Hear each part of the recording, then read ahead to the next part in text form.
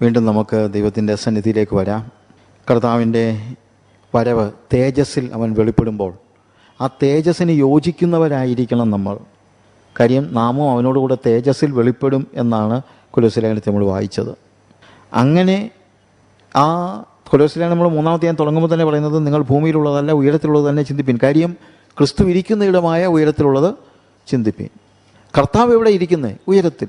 അപ്പോൾ എൻ്റെ മനസ്സ് മുഴുവൻ എവിടെയാണ്? കർത്താവ് ഇരിക്കുന്നിടത്തായിരിക്കണം.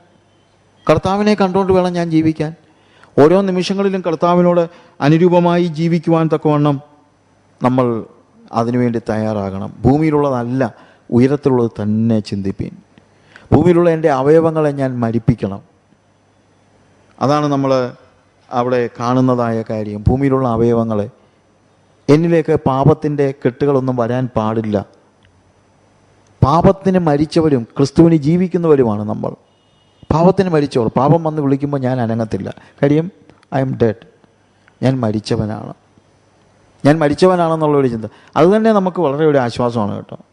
വളരെ ഒരു ആശ്വാസമാണ്. സെയിൻറ്റ് അഗസ്റ്റിനെ കുറിച്ച് നമ്മൾ കേട്ടിട്ടുള്ള ഒരു കഥയാണ്. സെയിൻറ്റ് അഗസ്റ്റിൻ രക്ഷിക്കപ്പെടുന്നതിന് മുമ്പ് വളരെ മോശമായി ജീവിച്ച ഒരു വ്യക്തിയായിരുന്നു. ഒത്തിരി എല്ലാ രീതിയിലും, പ്രത്യേകിച്ച് ഇഷ്ടംപോലെ ഗേൾ ഫ്രണ്ട്സും എല്ലാം ഉണ്ട്. അപ്പം സെയിൻറ്റ് അഗസ്റ്റിൻ രക്ഷിക്കപ്പെട്ട് കഴിഞ്ഞ് ഒരിക്കൽ ഇങ്ങനെ നടന്നു പോകുന്ന കൂട്ടത്തിൽ അവൻ്റെ പഴയ ഒരു ഗേൾ ഫ്രണ്ട് ദൂരെ നിന്ന് അഗസ്റ്റിൻ വരുന്നത് കണ്ടു. അപ്പം അവൾ ചിന്തിച്ചു, ഇപ്പോൾ അഗസ്റ്റിൻ വരും, he will come to me, എൻ്റെ കയ്യെ പിടിക്കും, ഞങ്ങൾ ഒരുമിച്ച് വി വിൽ എൻജോയ് ലൈഫെല്ലാം ഭയങ്കരമായിട്ട് ഞങ്ങൾ എൻജോയ് ചെയ്യാൻ പോവുകയാണ്. ഇപ്പോൾ അഗസ്റ്റിൻ വന്ന് എൻ്റെ കാര്യം അതൊക്കെയായിരുന്നു പഴയ പരിപാടി. പക്ഷേ ഈ പെൺകുട്ടിയെ കണ്ടിട്ട് അഗസ്റ്റിൻ മിണ്ടാതെ അങ്ങ് നടന്നു പോവുകയാണ്. അപ്പോൾ ഈ പെൺകുട്ടി പുറകിൽ നിന്ന് വിളിച്ചു, Augustine, don't you remember me? നിനക്കെന്നെ ഓർമ്മയില്ലേ? I M Katrina, your girl friend. ഞാൻ നിൻ്റെ ഗേൾ ഫ്രണ്ടാ കത്രീന, നിനക്കെന്നെ ഓർമ്മയില്ലേ? ഉടനെ അഗസ്റ്റിൻ തിരിഞ്ഞു നോക്കാതെ പറഞ്ഞു, maybe you are calling that old Augustine right? നീ വിളിക്കുന്ന ഒരു പഴയ അഗസ്റ്റിനെ ആയിരിക്കും അല്ലേ? I'm sorry, that Augustine is dead, this is a new Augustine. നീ വിളിക്കുന്നത് പഴയ അഗസ്റ്റിനെയാണ്. അങ്ങേര് മരിച്ചുപോയി, ഇതൊരു പുതിയ അഗസ്റ്റിനാണ്. അതാണ് നിങ്ങളുടെ അവയവങ്ങളെ മരിപ്പിപ്പിൻ. ഭൂമിയിലുള്ള നിങ്ങളുടെ അവയവങ്ങളെ മരിപ്പിപ്പിൻ. കാരണം തേജസ്സിൽ പ്രത്യക്ഷനാകുവാനുള്ളവരാണ് നമ്മൾ. കർത്താവിൻ്റെ ദർശനം നമുക്ക് അനിവാര്യമാണ്. ആ നിത്യതയുടെ ദർശനം. പഴയ നിയമത്തിൽ പോലും യേശുവിൻ്റെ വരവിനെക്കുറിച്ച് തിരിച്ചറിവില്ലാതിരുന്ന പഴയ നിയമ വിശുദ്ധന്മാർ പോലും നിത്യതയുടെ ദർശനത്തിലാണ് ജീവിച്ചത്. അതിനെ കാര്യം കർത്താവ് വന്ന് ഉയർത്തെഴുന്നേറ്റ് പോകുന്നൊന്നും പഴയ നിയമ വിശുദ്ധന്മാരെ അതൊന്നും കണ്ടിരുന്നില്ലല്ലോ. അവർക്ക് ആ രീതിയിലുള്ള തിരിച്ചറിവൊന്നും ഇല്ലായിരുന്നല്ലോ. പക്ഷെ എന്നിട്ട് പോലും അവർ നിത്യതയുടെ ദർശനത്തിലാണ് ജീവിച്ചത്. എബ്രായ ലേഖനം 11-ാം അധ്യായത്തിൽ പഴയ നിയമത്തിലെ വിശുദ്ധന്മാരെക്കുറിച്ച് പറയുന്നതായ വേദഭാഗത്തിൽ നമ്മൾ കാണുന്നതായ ഒരു പ്രധാനപ്പെട്ട കാര്യം, എബ്രായർ 11-ലാണല്ലോ അതെല്ലാം വിശദമാക്കുന്നതായ വേദഭാഗമാണ്. അതിൻ്റെ ഓരോ വാക്യങ്ങൾ വായിക്കുമ്പോഴും ആ പഴയ നിയമ വിശുദ്ധന്മാർ ഭൂമിയിലുള്ളതല്ല ഉയരത്തിലുള്ളത് ചിന്തിച്ച് ജീവിച്ചവരാണ്. അതിൻ്റെ 8 മുതൽ 10 വരെയുള്ള വാക്യങ്ങൾ വായിക്കുമ്പോൾ അവിടെ നമ്മൾ കാണുന്നത്, വിശ്വാസത്താൽ അബ്രഹാം തനിക്ക് അവകാശമായി കിട്ടുവാനിരുന്ന ദേശത്തേക്ക് യാത്രയാവാൻ വിളിക്കപ്പെട്ട ആളെ അനുസരിച്ച് എവിടേക്ക് പോകുന്നു എന്നറിയാതെ യാത്ര പുറപ്പെട്ടു. വിശ്വാസത്താൽ അവൻ വാഗ്ദത്ത ദേശത്ത് ഒരു അന്യദേശത്ത് എന്ന പോലെ ചെന്ന് വാഗ്ദത്തത്തിന് കൂട്ടവകാശികളായ ഇസഹാക്കിനോടും യാക്കോബിനോടും കൂടെ കൂടാരങ്ങളിൽ പാർത്തുകൊണ്ട് ദൈവം ശില്പിയായി നിർമ്മിച്ചതും അടിസ്ഥാനങ്ങളുള്ളതുമായ നഗരത്തിനായി കാത്തിരുന്നു. എന്നെ അത്ഭുതപ്പെടുത്തിയ ഒരു വാക്യമായത്. ഈ പ്രോസ്പെരിറ്റി പ്രീച്ചേഴ്സ് എല്ലാം പറയുന്നു, അബ്രഹാമിനെ അനുഗ്രഹിച്ച ദൈവം നിന്നെയും അനുഗ്രഹിക്കും. ഇത് പറയുമ്പോഴൊക്കെ നമ്മുടെ മനസ്സിൽ വരുന്നത്, അബ്രഹാം ഒരു പാവം പിടിച്ചവൻ ഒന്നുമില്ലാത്തവനായിട്ട് ജീവിച്ചിട്ട് ഒടുവിൽ അവനെ കനാൻ നാട്ടിൽ വലിയ സമ്പന്നനാക്കിയ ദൈവം എന്നൊക്കെയാണ് നമ്മുടെ മനസ്സിൽ വരുന്നത്. ശരിക്കും ഇതിൻ്റെ നേരെ ഓപ്പോസിറ്റാണ് കാര്യങ്ങൾ. ഒന്നാമത് അബ്രഹാം ഹാരാനിലാണ് താമസിച്ചത്. ഞാൻ വാക്യങ്ങളെല്ലാം എടുക്കുന്നില്ല. ഉൽപ്പത്തി പുസ്തകം 12-ാം അധ്യായത്തിൽ നമ്മൾ കാണുന്നുണ്ട്. ഞാൻ അതിനെക്കുറിച്ച് ഒരു സ്റ്റഡി നടത്തിയപ്പോൾ മനസ്സിലായത്, ഹാരാൻ എന്ന് പറയുന്നത് ആ കാലയളവിലെ ഏറ്റവും സമ്പന്നമായ പട്ടണമാണ്. അന്ന് ഇഷ്ടിക വീടുകളുണ്ടായിരുന്ന പട്ടണമാണ് ഹാരാൻ. അന്നത്തെ ടെക്നോളജിയുടെ ഡെവലപ്മെൻറ്റ് എല്ലാം വെച്ചാണ് ഞാൻ ഈ പറയുന്നത്. ആ പട്ടണത്തിൽ ജീവിച്ച അബ്രഹാം, അവിടെയും അവിടെ അവൻ വളരെ മാന്യമായ നിലയിൽ ജീവിച്ചു. ലോത്തിനെ സോതോമിൽ നിന്ന് രാജാക്കന്മാർ പിടിച്ചുകൊണ്ട് പോയ ചരിത്രം നമ്മൾ ഉൽപ്പത്തി പുസ്തകത്തിൽ വായിക്കുമ്പോൾ അവിടെ കാണുന്നൊരു കാര്യമുണ്ട്. അബ്രഹാം ലോത്തിനെ മടക്കി കൊണ്ടുവരാനായിട്ട് യുദ്ധം ചെയ്യാൻ പുറപ്പെട്ടത് വീട്ടിൽ ജനിച്ച 318 അഭ്യാസികളെയും കൊണ്ടാണ്. അതിൻ്റെ അർത്ഥം ഹാരാനിൽ അബ്രഹാം താമസിക്കുമ്പോൾ അവന് 318 അഭ്യാസികൾ വീട്ടിൽ ജനിച്ചവരായിട്ടുണ്ടായിരുന്നു. അതിൻ്റെ അർത്ഥം അവൻ രാജാവായിരുന്നവൻ, ഒരു രാജാവ്. യു സി, അതുപോലെ ജീവിച്ചവനായ അബ്രഹാമിനോട് ദൈവം പറഞ്ഞു, ഞാൻ നിന്നെ കാണിപ്പാനിരിക്കുന്ന ദേശത്തേക്ക് പോകാമെന്ന്. അവൻ ദൈവത്തെ മാത്രം കണ്ട് കനാനിലോട്ട് പോകണ്ടെന്ന് പോലും പറഞ്ഞില്ല. എന്ന് വെച്ച് കഴിഞ്ഞാൽ കനാൻ കാണിച്ചിട്ട് പറയുകയല്ല, ഞാനിത് നിനക്ക് തരുമെന്നൊന്നും പറഞ്ഞൊന്നും കൊണ്ടുപോയതല്ല, ഞാൻ നിന്നെ കാണിപ്പാനിരിക്കുന്ന ദേശത്തേക്ക് പോകാം. അബ്രഹാം ഈ ഹാരാനിലെ മുഴുവൻ കാര്യങ്ങളും കളഞ്ഞേച്ച് നേരെ കനാനിൽ പോയി. അവിടെ ചെന്ന് കഴിഞ്ഞപ്പോൾ കർത്താവ് പറഞ്ഞു, ഞാൻ നിനക്ക് ഈ ദേശം തരുമെന്ന്. പക്ഷേ ഏറ്റവും വലിയ തമാശ എന്നു ചോദിച്ചു കഴിഞ്ഞാൽ അബ്രഹാമിൻ്റെ ജീവിതകാലത്ത് ഈ ദേശം അബ്രഹാമിന് കിട്ടിയുമില്ല. ആകപ്പാടെ ഭാര്യ മരിച്ചപ്പം അടക്കാൻ ഇച്ചിരി സ്ഥലം പോലും ഇല്ലാതിരുന്നവനായ അബ്രഹാം എങ്ങനെ ജീവിച്ചവനാ? 318 അഭ്യാസികൾ വീട്ടിലുണ്ടായിരുന്ന വ്യക്തി. പക്ഷേ അവന് ദൈവം മതിയായിരുന്നു. അവന് കനാൻ വാഗ്ദത്തം ചെയ്ത് കഴിഞ്ഞപ്പോഴും അവിടെയും പ്രത്യേകത, അവൻ ഈ വാഗ്ദത്തം തലേ കയറിയില്ല. ഞാൻ നിനക്ക് ഈ കനാൻ നാട് തരുമെന്നുള്ളത് അവൻ വാഗ്ദത്തം അവൻ്റെ തലേ കയറിയില്ല. അവിടെ എഴുതിയിരിക്കുന്നത്, വിശ്വാസത്താൽ അവൻ വാഗ്ദത്ത ദേശത്ത് ഒരു അന്യദേശത്ത് എന്നതുപോലെ ചെന്ന് വാഗ്ദത്തത്തിന് കൂട്ടവകാശികളായ ഇസഹാക്കിനോടും യാക്കോബിനോടും കൂടെ കൂടാരങ്ങളിൽ പാർത്തുകൊണ്ട്. അവൻ അവിടെ താമസിച്ചത് കൂടാരങ്ങളില്ല, ടെൻറ്റ്. എങ്ങനെയുള്ള ആളാ? ഒരു രാജാവായിട്ട് ഹാരാനിൽ കഴിഞ്ഞവൻ ദൈവം വിളിച്ചിറക്കി കൊണ്ടുപോയി അവൻ കൂടാരങ്ങളിൽ പാർത്തു. കൂടാരങ്ങളിൽ നിന്ന് കൊട്ടാരത്തിലേക്കല്ല, കൊട്ടാരത്തിൽ നിന്ന് കൂടാരത്തിലേക്കായിരുന്നു അബ്രഹാമിൻ്റെ യാത്ര. ഇത് മനസ്സിലാക്കിയിട്ടാണോ ഈ പ്രസംഗിക്കുന്നവരൊക്കെ അബ്രഹാമിനെ അനുഗ്രഹിച്ച ദൈവം നിന്നെ അനുഗ്രഹിക്കും, നിന്നെ വലിയവനാക്കും എന്നൊക്കെ പറയുന്നത്? അബ്രഹാമിനെ എന്നാ വലിയവനാക്കിയെന്നാ? ഭൂമിയിൽ അവൻ എന്താ കൊടുത്തത്? വാഗ്ദത്തത്തിന് കൂട്ടവകാശികളായ ഇസഹാക്കിനോടും യാക്കോബിനോടും കൂടെ കൂടാരങ്ങളിൽ പാർത്തു. ദൈവം ശില്പിയായി നിർമ്മിച്ചതും അടിസ്ഥാനങ്ങളുള്ളതുമായ നഗരത്തിനായി കാത്തിരുന്നു. കാരണം എന്താ? കനാനിൽ വന്നു കഴിഞ്ഞപ്പോൾ ഇതൊക്കെ നിനക്ക് തരുമെന്ന് പറഞ്ഞു. അബ്രഹാം പറഞ്ഞു, അതൊന്നും എനിക്ക് വിഷയമല്ല, പക്ഷേ എനിക്കറിയാം ദൈവം ശില്പിയായി നിർമ്മിച്ചതും അടിസ്ഥാനങ്ങളുള്ളതുമായ ഒരു പട്ടണം, നിത്യതയുടെ ദർശനം അവന് കിട്ടി.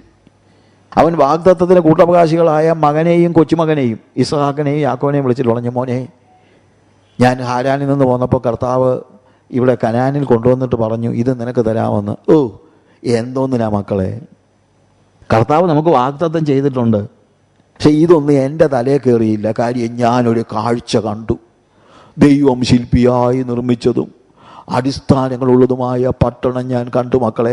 അതാ നമുക്ക് വേണ്ടി ഒരുക്കിയിരിക്കുന്നത്. ഇവിടുത്തെ ഈ കനാൻ നാട്ടിലെ ഇതൊക്കെ ആർക്ക് വേണം? എടാ, നമുക്ക് കൂടാരത്തിൽ താമസിച്ചാൽ മതി. ഇതൊരു അന്യദേശമാടാ. കാര്യം നമ്മുടെ സ്വന്തം നാട് കനാനല്ല, നമ്മുടെ സ്വന്തം നാട് ദൈവം ശില്പിയായി നിർമ്മിച്ച ഉയരത്തിലെ പട്ടണമാണ്.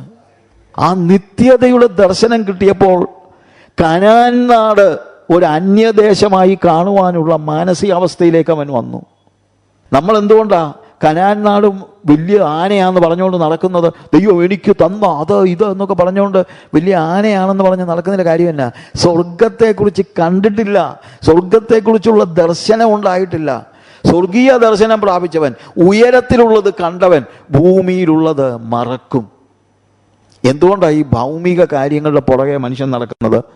കാര്യം അവൻ ദൈവം ശില്പിയായി നിർമ്മിച്ചതും അടിസ്ഥാനങ്ങളുള്ളതുമായ പട്ടണത്തെ അവൻ കണ്ടിട്ടില്ല എന്നുള്ളതാണ് ഒരു പ്രശ്നം. അവർ ഭൂമിയിലെ വാഗ്ദത്തത്തിന് പുറകെ പോയില്ല. അവർ അന്യരും പരദേശികളായവർ എന്ന് അവർ തീരുമാനിച്ചു. 16-ാമത്തെ വാക്യത്തിൽ അവരോ അധികം നല്ലതിനെ, സ്വർഗീയമായതിനെ തന്നെ കാംക്ഷിച്ചിരുന്നു. ആകയാൽ ദൈവം അവരുടെ ദൈവം എന്ന് വിളിക്കപ്പെടുവാൻ ലജ്ജിക്കുന്നില്ല. ദൈവം അവർക്കായി ഒരു നഗരം ഒരുക്കിയിരിക്കുന്നുവല്ലോ. ആകയാൽ ദൈവം അവരുടെ ദൈവം എന്ന് വിളിക്കപ്പെടുവാൻ ലജ്ജിക്കുന്നില്ല. എന്തുകൊണ്ടാണ്? കാരണം അവരോ അധികം നല്ലതിനെ, സ്വർഗീയമായതിനെ തന്നെ കാംക്ഷിച്ചിരുന്നു. സ്വർഗീയ ദർശനമുള്ളവനെ ഞാൻ അബ്രഹാമിൻ്റെ ദൈവം എന്ന് പറയാൻ ദൈവത്തിന് മടിയില്ല. ഞാൻ സാജുവിൻ്റെ ദൈവമെന്ന് ദൈവം അഭിമാനത്തോടെ പറയണമെങ്കിൽ ഞാൻ സ്വർഗീയ ദർശനമുള്ളവനായിരിക്കണം. ഭൂമിയിലുള്ളതാണ് എൻ്റെ മനസ്സ് മുഴുവനെങ്കിൽ ദൈവം പറയും, അവനും പണ്ട് കൈ പൊക്കിയതായിരുന്നു, പക്ഷേ ഇപ്പോഴവൻ്റെ മനസ്സിൽ മുഴുവൻ ഭൂമിയാണ്, എന്തോ ചെയ്യാനാ, ഞാൻ അവന് വേണ്ടി ഒരുക്കിയിരിക്കുന്ന സ്വർഗീയ പട്ടണമൊന്നും അവന് വിഷയമല്ല. ദൈവത്തിന് നമ്മളെക്കുറിച്ച് അഭിമാനമുണ്ടാകുമോ? That is a question. അഭിമാനമുണ്ടാവുക. അവരധികം നല്ലതിനെ, സ്വർഗീയമായതിനെ തന്നെ കാംക്ഷിച്ചിരുന്നു. അതുകൊണ്ട് ദൈവം അവരുടെ ദൈവം എന്ന് വിളിക്കപ്പെടുവാൻ ലജ്ജിക്കുന്നില്ല. ലോകം അവരുടെ മനസ്സിൽ കയറിയിട്ടില്ല. നമ്മുടെ മനസ്സിൽ ലോകം കയറാൻ പാടില്ല. നമ്മൾ ലോകക്കാരായിരിക്കരുത്. ലൗകിക മോഹങ്ങൾ നമ്മളെ നയിക്കരുത്. ലോകത്തിൽ നിന്ന് വേർപെട്ട ഒരു ജീവിതം നമുക്ക് അത്യാവശ്യമാണ്. യോഹന്നാൻ്റെ സുവിശേഷം അതിൻ്റെ 15-ാം അധ്യായത്തിൽ കർത്താവ് തന്നെ അവൻ്റെ പ്രാർത്ഥനയിൽ പറയുന്നതായ ഒരു കാര്യം 18 മുതലുള്ള 18-19 വാക്യങ്ങൾ വായിക്കുമ്പോൾ അവിടെ നമ്മൾ കാണുന്നൊരു കാര്യമുണ്ട്. ലോകം നിങ്ങളെ പകയ്ക്കുന്നുവെങ്കിൽ അത് നിങ്ങൾക്ക് മുമ്പേ എന്നെ പകച്ചിരിക്കുന്നു എന്നറിവീൻ. നിങ്ങൾ ലോകക്കാർ ആയിരുന്നുവെങ്കിൽ ലോകം തനിക്ക് സ്വന്തമായതിനെ സ്നേഹിക്കുമായിരുന്നു. എന്നാൽ നിങ്ങൾ ലോകക്കാരായിരിക്കാതെ ഞാൻ നിങ്ങളെ ലോകത്തിൽ നിന്ന് തിരഞ്ഞെടുത്തത് കൊണ്ട് ലോകം നിങ്ങളെ പകയ്ക്കുന്നു. കുഴപ്പമില്ല. കാരണം ഞാൻ ലൗകികമായതിനെ നോക്കിയല്ല ജീവിക്കുന്നത്. എൻ്റെ കർത്താവ് വരുന്നു. എനിക്ക് വേണ്ടി അവനൊരു നഗരം ഒരുക്കിയിട്ടുണ്ട്. കർത്താവ് പറഞ്ഞു, ഞാൻ പോയി സ്ഥലം ഒരുക്കിയാൽ ഞാൻ വന്ന് പിന്നെയും നിങ്ങളെ എൻ്റെ അടുക്കൽ ചേർത്തുകൊള്ളും. എൻ്റെ നോട്ടം മുഴുവനതാ. എനിക്ക് വേണ്ടി കർത്താവ് സ്ഥലം ഒരുക്കാൻ പോയിരിക്കുക. ഒരുക്കിയിട്ട് വന്നാൽ എനിക്ക് സ്ഥലവും വിഷയമല്ല. എൻ്റെ മണവാളനൊന്ന് വന്നാൽ മതി. ആ മണവാളൻ്റെ കൂടെ ജീവിക്കാനാണ് ഞാൻ ആഗ്രഹിക്കുന്നത്. നമ്മുടെ കർത്താവ് വരുന്നു. ഞാൻ അതിനു വേണ്ടി ഒരുങ്ങിയിരിക്കണം. ഇനി നമ്മൾ പഠിക്കാൻ പോകുന്നത് ഈ ഒരുക്കം ഏതൊക്കെ തലങ്ങളിൽ ഉണ്ടാകണം എന്നുള്ളതാണ്. നമ്മൾ ഒരുങ്ങണം, കർത്താവിൻ്റെ വരവിന് വേണ്ടി ഒരുങ്ങണം. ആ ഒരുക്കം ഏതൊക്കെ തലങ്ങളിൽ നമ്മൾ ഒരുങ്ങണം? ഒത്തിരി കാര്യങ്ങൾ പറയാനുണ്ട്, എങ്കിലും ഞാൻ പറയട്ടെ. ഒന്ന്, വ്യക്തിപരമായി കർത്താവിൻ്റെ വരവിന് വേണ്ടി ഞാൻ ഒരുങ്ങണം. അതോട് ചേർന്ന് പറയാം, വ്യക്തികൾ മാത്രമല്ല, കുടുംബം. കർത്താവിൻ്റെ രണ്ടാമത്തെ വരവിന് വേണ്ടി എൻ്റെ കുടുംബത്തെ ഞാൻ ഒരുക്കണം. എൻ്റെ സഭ കർത്താവിൻ്റെ വരവിന് വേണ്ടി ഒരുങ്ങണം. അതൊക്കെ നമുക്ക് പഠിക്കാം. വിശുദ്ധിയിൽ കർത്താവിൻ്റെ വരവിന് വേണ്ടിയാണ് സഭ ഒരുങ്ങേണ്ടത്. 3, കർത്താവ് വരുന്നു. വന്നു കഴിഞ്ഞാൽ ഓപ്പർച്യൂണിറ്റീസ് ഇല്ല. അതുവരെ മാത്രമേ ഒരാൾക്ക് രക്ഷിക്കപ്പെടാൻ പോലും പറ്റത്തുള്ളൂ. അതുകൊണ്ട് ഈ ലോകത്തെ യേശുക്രിസ്തുവിൻ്റെ വരവിന് വേണ്ടി ഒരുക്കാൻ, അവരിലേക്ക് സുവിശേഷം പകർന്നു കൊടുക്കുവാൻ ഞാൻ ഒരുങ്ങണം. സഭയെയും സുവിശേഷീകരണത്തിനു വേണ്ടി ഒരുക്കണം. ഒന്ന്, വ്യക്തി ജീവിതത്തിൽ ഞാൻ കർത്താവിൻ്റെ രണ്ടാമത്തെ വരവിന് വേണ്ടി ഒരുങ്ങണം. എൻ്റെ കുടുംബത്തെ ഒരുക്കണം. എൻ്റെ സഭയെ ഒരുക്കണം. സുവിശേഷീകരണത്തിൽ ഞാനും എൻ്റെ സഭയും ഒരുങ്ങണം. കാരണം കർത്താവ് രണ്ടാമത് വന്നു കഴിഞ്ഞാൽ നമുക്ക് ഓപ്പർച്യൂണിറ്റീസ് ഇല്ല, ലോകത്തിനും ഓപ്പർച്യൂണിറ്റീസ് ഇല്ല. ഇന്ന് ലോകത്തിന് ഓപ്പർച്യൂണിറ്റി ഉണ്ട്, അവസരമുണ്ട്. കർത്താവിലേക്ക് തിരിയുവാനുള്ള അവസരമുണ്ട്. അത് നാളെ ഇല്ലാതെയാകും. അതില്ലാതാകുന്നതിന് മുമ്പ്, അവിടുത്തെ വരവ് സംഭവിക്കുന്നതിന് മുമ്പ് സുവിശേഷം ലോകമെങ്ങും നമ്മൾ എത്തിക്കണം. ഞാൻ മാത്രമല്ല, നമ്മുടെ സഭകൾ അതിനുവേണ്ടിയുള്ള വലിയ ഒരുക്കം അത്യാവശ്യമാണ്. വ്യക്തിപരമായി ഒരുങ്ങുക, കുടുംബത്തെ ഒരുക്കുക, സഭയെ ഒരുക്കുക, സഭയെ വിശുദ്ധിയിൽ ഒരുക്കുക, സുവിശേഷീകരണത്തിൽ ഒരുക്കുക. ഇതോരോന്നും നമ്മൾ പഠിക്കണം. കർത്താവിൻ്റെ വരവിന് വേണ്ടി നമ്മൾ വ്യക്തിപരമായി ഒരുങ്ങണം. ഞാൻ പറഞ്ഞില്ല, കർത്താവിൻ്റെ ഒന്നാമത്തെ വരവാണ് എന്നെ പാപത്തിൽ നിന്ന് വിടുവിച്ചത്, ദൈവമകനാക്കിയത്, കർത്താവിൻ്റെ മണവാട്ടിയാക്കിയത്. ഇതെല്ലാം കർത്താവിൻ്റെ ഒന്നാമത്തെ വരവാണ്. തീർച്ചയായും കർത്താവിൻ്റെ ഒന്നാമത്തെ വരവിൽ അത് സംഭവിച്ചതുകൊണ്ടാണ് ഞാൻ വീണ്ടും ജനിച്ചത്. വീണ്ടും ജനനം മുതൽ കർത്താവിൻ്റെ രണ്ടാമത്തെ വരവ് വരെയുള്ള കാലയളവാണ് എനിക്ക് ഒരുങ്ങാനുള്ള സമയം. എൻ്റെ ഒരുക്കം എന്നാ? കർത്താവ് വന്നു കഴിഞ്ഞ് എനിക്ക് ഒരുങ്ങാൻ പറ്റത്തില്ല. ഞാൻ രക്ഷിക്കപ്പെടുന്നതിന് മുമ്പും എനിക്ക് ഒരുങ്ങാൻ പറ്റത്തില്ല. ഞാൻ രക്ഷിക്കപ്പെട്ട് വീണ്ടും ജനനം പ്രാപിച്ച് വീണ്ടും ജനനം മുതൽ കർത്താവിൻ്റെ രണ്ടാമത്തെ വരവ് വരെ അത്രയും സമയമേ ഉള്ളൂ. അല്ലെങ്കിൽ എൻ്റെ മരണം. അത്രേ സമയമേ ഉള്ളൂ എനിക്ക് ഒരുങ്ങാൻ. വീണ്ടും ജനിക്കുന്നതിന് മുമ്പ് എനിക്ക് ഒരുങ്ങാൻ പറ്റുമോ? ഇല്ല. കർത്താവിൻ്റെ വരവിന് ശേഷം എനിക്ക് ഒരുങ്ങാൻ പറ്റുമോ? ഇല്ല. എൻ്റെ മരണശേഷം ഒരുങ്ങാൻ പറ്റുമോ? ഇല്ല. അപ്പോൾ ഒന്നാമത്തെ ജനനത്തിൽ, ഒന്നാമത്തെ കർത്താവിൻ്റെ വരവ് മുഖേന ഞാൻ വീണ്ടും ജനിച്ചു. വീണ്ടും ജനനത്തെക്കുറിച്ച് പഠിക്കുമ്പോൾ ഒന്ന്, വി ആർ ജസ്റ്റിഫൈഡ്, നമ്മൾ നീതീകരിക്കപ്പെട്ടു. റോമാലേഖനം 5-ാം അധ്യായത്തിൽ നമ്മൾ വായിക്കുന്നതാണ്, വിശ്വാസത്താൽ നീതീകരിക്കപ്പെട്ടിട്ട് ഇപ്പോൾ നമുക്ക് ദൈവത്തോട് സമാധാനം ഉണ്ട്. നേരത്തെ സമാധാനം ഇല്ലായിരുന്നു. എന്ന് വെച്ച് കഴിഞ്ഞാൽ ദൈവവും നമ്മളും വിരുദ്ധ ചേടിയിലായിരുന്നു, ദൈവത്തോടുള്ള ശത്രുത്വത്തിലായിരുന്നു. ദൈവത്തിൻ്റെ അടുത്തോട്ട് എനിക്ക് അടുക്കാൻ കഴിയുമായിരുന്നില്ല. ദൈവം വിശുദ്ധനും ഞാൻ പാപിയുമായിരുന്നു. എന്നാൽ ഞാൻ യേശു ക്രിസ്തുവിൽ വിശ്വസിച്ചപ്പോൾ, വെറുതെ വിശ്വസിക്കുകയല്ല, അതിനെക്കുറിച്ചൊക്കെ ഒത്തിരി പഠിക്കാനുണ്ട്. യേശു ക്രിസ്തുവിൻ്റെ ക്രൂശീകരണത്തിൽ അവിടുത്തെ നീതി എൻ്റെ മേൽ തന്നു. എൻ്റെ പാപം അവനെടുത്തു, അവിടുത്തെ നീതി അവിടുന്ന് എനിക്ക് തന്നു. ഒരു പകരം കൈമാറ്റം ചെയ്യുകയാണ്, ഒരു എക്സ്ചേഞ്ച് പ്രോഗ്രാമാണ്. എൻ്റെ പാപം ഞാൻ യേശുവിന് കൊടുത്തു, യേശുവിൻ്റെ നീതി എനിക്ക് തന്നു. എൻ്റെ പാപം അവൻ ഏറ്റെടുത്തത് കൊണ്ട് അവൻ മരിച്ചത് പോലും, അല്ലെങ്കിൽ അവന് മരിക്കേണ്ട കാര്യമില്ലായിരുന്നു. അവൻ എനിക്ക് വേണ്ടി മരിച്ചത് കൊണ്ട് അവൻ്റെ നീതിയുടെ വസ്ത്രം അവൻ എനിക്ക് തന്നു. എൻ്റെ പാപത്തിൻ്റെ വസ്ത്രം അവൻ എടുത്തു. അതുകൊണ്ടാണ് കർത്താവ് കാൽവറി ക്രൂശിൽ മരിച്ചത്. പാപം ചെയ്യാത്ത ഒരാൾക്ക് മരിക്കാൻ പറ്റില്ലല്ലോ. എന്നാൽ ഇപ്പോൾ അവിടുത്തെ നീതി അവൻ എന്നെ ഉടുപ്പിച്ചിരിക്കുകയാണ്. ആ യേശുവിൻ്റെ നീതിയുടെ വസ്ത്രം ധരിച്ചുകൊണ്ടാണ് ഞാനിപ്പോൾ പിതാവിൻ്റെ അടുത്തേക്ക് ചെല്ലുന്നത്. ഞാൻ നീതീകരിക്കപ്പെട്ടിരിക്കുന്നു. We are justified by faith. അതിൻ്റെ താഴോട്ട് വായിക്കുമ്പോൾ we are justified by the blood of Jesus, by his blood. അവൻ്റെ രക്തത്താൽ നീതീകരിക്കപ്പെട്ട ശേഷം, അപ്പോൾ യേശു ക്രിസ്തുവിൻ്റെ രക്തത്താൽ ഞാൻ നീതീകരിക്കപ്പെട്ടു. അത് എൻ്റെ വിശ്വാസത്താൽ നീതീകരിക്കപ്പെടുന്നു. അത് ഞാൻ ഏറ്റെടുത്തു. അവൻ എൻ്റെ മേൽ അവൻ ഊരിത്തന്ന നീതിയുടെ വസ്ത്രം ഞാൻ വിശ്വാസത്താൽ ഏറ്റെടുത്തത് കൊണ്ട്, ഈ നീതീകരിക്കപ്പെട്ടത് കൊണ്ടാണ് എനിക്ക് ദൈവത്തോട് സമാധാനമുള്ളത്. അങ്ങനെ ഞാൻ നീതീകരിക്കപ്പെട്ടു. ഇതെന്നാ സംഭവിക്കുന്നത്? ഇത് ഒരു ഭാവികാല അനുഭവമല്ല. ഏത് വ്യക്തിയും യേശുക്രിസ്തുവിൻ്റെ ക്രൂശീകരണത്താൽ അതിൽ വിശ്വസിച്ച് യേശുവിനെ ഉള്ളിൽ കൈക്കൊള്ളുമ്പോൾ, വീണ്ടും ജനിക്കുമ്പോൾ ഒറ്റയടിക്ക് സംഭവിക്കുന്ന കാര്യമാണ് നീതീകരണം. Justification happens in 1 second. ഒരു നിമിഷം കൊണ്ട് നമ്മൾ നീതീകരിക്കപ്പെടുന്നു. അതുകൊണ്ട് നമുക്ക് പിതാവിനോട് സമാധാനമുണ്ട്. നാം നിൽക്കുന്ന ഈ കൃപയിലേക്ക് നമുക്ക് അവൻ മൂലം പ്രവേശനവും ലഭിച്ചിരിക്കുന്നു. റോമാലേഖനം 5-ാം അധ്യായത്തിൽ നമ്മൾ വായിക്കുന്നതാണ്. പ്രവേശനവും ലഭിച്ചിരിക്കുന്നു. അതുകൊണ്ടാണ് എനിക്ക് ദൈവത്തിൻ്റെ അടുത്തോട്ട് ചെല്ലാൻ പറ്റുന്നത്, ബിക്കോസ് ഓഫ് ഹിസ് ഡെത്ത്. എന്നാൽ നീതീകരിക്കപ്പെട്ട ഞാൻ, അതാണ് അടുത്ത സ്റ്റെപ്പ്, വിശുദ്ധീകരിക്കപ്പെടണം. എൻ്റെ കഴിഞ്ഞ കാല പാപങ്ങൾ മുഴുവൻ കർത്താവ് ഒറ്റ നിമിഷം കൊണ്ട് എന്നോട് ക്ഷമിച്ചു. കഴിഞ്ഞ കാല പാപങ്ങൾ. എന്നാൽ ഇനി ഞാൻ പാപം ചെയ്യാൻ പാടില്ല. വിശുദ്ധിയിൽ ഞാൻ ജീവിക്കണം. അതാണ് ഒരുക്കം. എൻ്റെ പാപങ്ങളെ കർത്താവ് ക്ഷമിച്ചു എന്ന് പറയുന്നത് ഒരു കാര്യം, അത് കർത്താവ് ഓൾറെഡി ക്ഷമിച്ചു. പക്ഷേ ഞാൻ ഇന്ന് വിശുദ്ധിയിൽ ജീവിക്കണം. നീതീകരിക്കപ്പെടുന്നവൻ വിശുദ്ധീകരിക്കപ്പെടണം. നീതീകരിക്കപ്പെടുന്നവൻ വിശുദ്ധീകരിക്കപ്പെടണം. അത് ഒരു ദിവസം കൊണ്ട് നടക്കുന്ന കാര്യമല്ല. നീതീകരണം ഒറ്റ മിനിറ്റ് കൊണ്ട് നടക്കുന്ന കാര്യമാണ്. വിശുദ്ധീകരണം ഒരു പ്രോസസ്സാണ്. Justification is A process. Justification happens in 1 second. And sanctification അതൊരു പ്രോസസ്സാണ്. ഞാൻ വിശുദ്ധീകരിക്കപ്പെട്ടുകൊണ്ടിരിക്കുകയാണ്. വിശുദ്ധീകരിക്കപ്പെട്ടുകൊണ്ടിരിക്കുന്നു.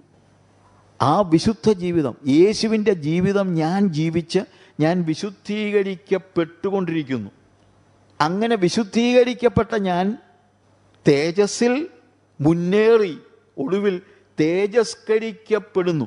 ഗ്ലോറിഫിക്കേഷൻ, ജസ്റ്റിഫിക്കേഷൻ, സാങ്ക്ടിഫിക്കേഷൻ, ഗ്ലോറിഫിക്കേഷൻ, അതാണ് ഫൈനൽ ഡെസ്റ്റിനേഷൻ. അങ്ങോട്ടാണ് ഞാൻ പോകുന്നത്. നാം അവനോടുകൂടെ തേജസ്സിൽ വെളിപ്പെടും എന്ന് പറയുമ്പോൾ ആ തേജസ്സിലേക്കുള്ള യാത്രയിലാണ് ഞാൻ. ആ തേജസ്സിലേക്കുള്ള പാതയാണ് വിശുദ്ധീകരണത്തിൻ്റെ പാത. വീണ്ടും ജനിച്ചപ്പോൾ ഞാൻ നീതീകരിക്കപ്പെട്ടു. നീതീകരിക്കപ്പെട്ട ഞാൻ തേജസ്സിൻ്റെ വഴിയിലൂടെ, വിശുദ്ധീകരണത്തിൻ്റെ വഴിയിലൂടെ തേജസ്സിൻ്റെ ആ തേജസ്കരണം, ഗ്ലോറിഫിക്കേഷൻ, അതിൻ്റെ ആത്യന്തിക സ്റ്റേജിലേക്ക്. ഇപ്പോഴേ തേജസ് ഉണ്ട്, ഇല്ലെന്നല്ല, പക്ഷേ തേജസ്സിന്മേൽ തേജസ് പ്രാപിച്ച് അതേ പ്രതിമയായി രൂപാന്തരപ്പെടുന്നതായ ഒരു അവസ്ഥ. അപ്പം നീതീകരണം ഒരു തുടക്കം മാത്രമാണ് എന്ന് നമ്മൾ മനസ്സിലാക്കണം. നീതീകരണം ഒരു തുടക്കം മാത്രമാണ്. റോമാലേഖനത്തിൽ നമ്മൾ 6-ാം അധ്യായം വായിക്കുമ്പോൾ, റോമർ 6:5 കാര്യങ്ങളാണ് നമ്മളിപ്പോൾ പറഞ്ഞത്. 6-ാം അധ്യായത്തിൻ്റെ 3 മുതലുള്ള വാക്യങ്ങൾ വായിക്കുമ്പോൾ, അല്ല യേശുക്രിസ്തുവിനോട് ചേരുവാൻ സ്നാനമേറ്റവരായ നാം എല്ലാവരും അവൻ്റെ മരണത്തിൽ പങ്കാളികളാകുവാൻ സ്നാനമേറ്റിരിക്കുന്നു നിങ്ങൾ അറിയുന്നില്ലയോ? അങ്ങനെ നാം അവൻ്റെ മരണത്തിൽ പങ്കാളികളായി തീർന്ന സ്നാനത്താൽ അവനോടുകൂടെ കുഴിച്ചിടപ്പെട്ടു. ക്രിസ്തു മരിച്ചിട്ട് പിതാവിൻ്റെ മഹിമയാൽ ജീവിച്ചെഴുന്നേറ്റതുപോലെ നാമും ജീവൻ്റെ പുതുക്കത്തിൽ നടക്കേണ്ടതിന് തന്നെ. സ്നാനത്തിൽ ഞാൻ അവനോടുകൂടെ മരിച്ചു, അവനോടുകൂടെ അടക്കപ്പെട്ടു, അവനോടുകൂടെ ഉയർത്തെഴുന്നേറ്റിട്ട് ബൈ ബൈ പറഞ്ഞു പോകുകയല്ല, അവനോടുകൂടെ തേജസ്സിൻ്റെ പാതയിൽ ഞാൻ ജീവൻ്റെ പുതുക്കത്തിൽ നടക്കുകയാണ്. I M walking with Christ. താഴോട്ട് നമ്മൾ വായിക്കുമ്പോൾ, ഇപ്പോൾ പാപത്തിന് നമുക്ക് നമ്മുടെ മേൽ അധികാരമില്ല. നമ്മൾ നേരത്തെ പറഞ്ഞില്ല 6-ാമത്തെ വാക്യത്തിൽ, നാം ഇനി പാപത്തിന് അടിമപ്പെടാതെ വണ്ണം പാപ ശരീരത്തിന് നീക്കം വരേണ്ടതിന് നമ്മുടെ പഴയ മനുഷ്യൻ അവനോടുകൂടെ ക്രൂശിക്കപ്പെട്ടു എന്ന് നാം അറിയുന്നു. അങ്ങനെ മരിച്ചവൻ പാപത്തിൽ നിന്ന് മോചനം പ്രാപിച്ചിരിക്കുന്നു. We are died with Christ. പാപത്തിന് മരിച്ചവരാ. പാപത്തിന് മരിച്ചവൻ ഇനി പാപം അവൻ്റെ മേൽ അവകാശമില്ല. നമ്മുടെ മേൽ പാപത്തിന് അവകാശമില്ല. നമ്മൾ ജഡത്തിൻ്റെ അധീനതയിലല്ല എന്ന് നമ്മൾ അറിയേണ്ടത് അത്യാവശ്യമാണ്. അങ്ങനെ മരിച്ചവൻ പാപത്തിൽ നിന്ന് മോചനം പ്രാപിച്ചിരിക്കുന്നു. നാം ക്രിസ്തുവിനോട് മരിച്ചുവെങ്കിൽ അവനോടുകൂടെ ജീവിക്കും എന്ന് വിശ്വസിക്കുന്നു. അതുകൊണ്ട് നമ്മളെപ്പോഴും ചിന്തിച്ചുകൊണ്ടിരിക്കണം. നമ്മൾ പറയണം 11-ാം വാക്യത്തിൽ, ഔവണ്ണം നിങ്ങളും പാപസംബന്ധമായി മരിച്ചവരെന്നും ക്രിസ്തുയേശുവിൽ ദൈവത്തിന് ജീവിക്കുന്നവരെന്നും നിങ്ങളെ തന്നെ എണ്ണുവിൻ. കർത്താവിൻ്റെ വരവിന് വേണ്ടി എന്നെ വിശുദ്ധീകരിക്കുന്നതിനുള്ള ഒരുക്കമാണ്, ഇല്ലേ? നമ്മളെ തന്നെ എണ്ണണം. ഞാൻ മരിച്ചു, പാപത്തിന് മരിച്ചു, ക്രിസ്തുവിന് ജീവിക്കുന്നു. അത് ഞാൻ എണ്ണിക്കൊണ്ട് ഇരിക്കണം എന്നുള്ളതാണ്. നമ്മൾ പാപത്തിൽ നിന്ന് മോചനം പ്രാപിച്ചിരിക്കുന്നതായ ഒരു അവസ്ഥയാണ് നമുക്ക് മനസ്സിലാക്കാൻ കഴിയുന്നത്. അതായത് നമ്മുടെ കഴിഞ്ഞകാല പാപങ്ങളെല്ലാം കർത്താവ് ക്ഷമിച്ചു, അത് നീതീകരണമാണ്. പക്ഷേ പാപജീവിതത്തിൽ നിന്ന് നമ്മൾ മോചനം പ്രാപിക്കുന്നത് വിശുദ്ധീകരണമാണ്. അതൊരു നിമിഷം കൊണ്ട് സംഭവിക്കുന്നതല്ല. അതിനകത്ത് നമുക്കും നമ്മുടെ പാപം കർത്താവ് ക്ഷമിച്ചതിനകത്ത് നമ്മൾ പാപം ഏറ്റുപറഞ്ഞൊന്നൊഴിയാൻ വേറെ ഒന്നും നമ്മൾ ചെയ്തില്ല. പക്ഷേ വിശുദ്ധീകരണത്തിൽ നമ്മുടെ ജീവിതം നമ്മൾ കർത്താവിന് കൊടുക്കണം. അങ്ങനെ നമ്മൾ ജീവിക്കേണ്ടത് ആവശ്യമാണ്. അങ്ങനെ ജീവിക്കുന്ന നമ്മൾ അടുത്തത് തേജസ്സിലേക്ക് നമ്മൾ യാത്രയാവുകയാണ്. 8-ാം അധ്യായത്തിൽ, റോമാലേഖനത്തിൻ്റെ തന്നെ 8-ാം അധ്യായത്തിൽ നമ്മൾ വായിക്കുമ്പോഴത്തേക്ക് അവിടെ പറയുന്നത്, അതുകൊണ്ട് ഇപ്പോൾ ക്രിസ്തുയേശുവിലുള്ളവർക്ക് ഒരു ശിക്ഷാവിധിയുമില്ല. ജീവൻ്റെ ആത്മാവിൻ്റെ പ്രമാണം എനിക്ക് പാപത്തിൻ്റെയും മരണത്തിൻ്റെയും പ്രമാണത്തിൽ നിന്ന് ക്രിസ്തുയേശുവിൽ സ്വാതന്ത്ര്യം വരുത്തിയിരിക്കുന്നു. അതായത് നമ്മൾ ഇപ്പോഴും പാപത്തിൻ്റെ അടിമകളാണെന്ന് ചിന്തിക്കുന്നവരുണ്ട്. കാര്യം 7-ാം അധ്യായത്തിൽ അങ്ങനെ നമുക്ക് സംശയം തോന്നാം.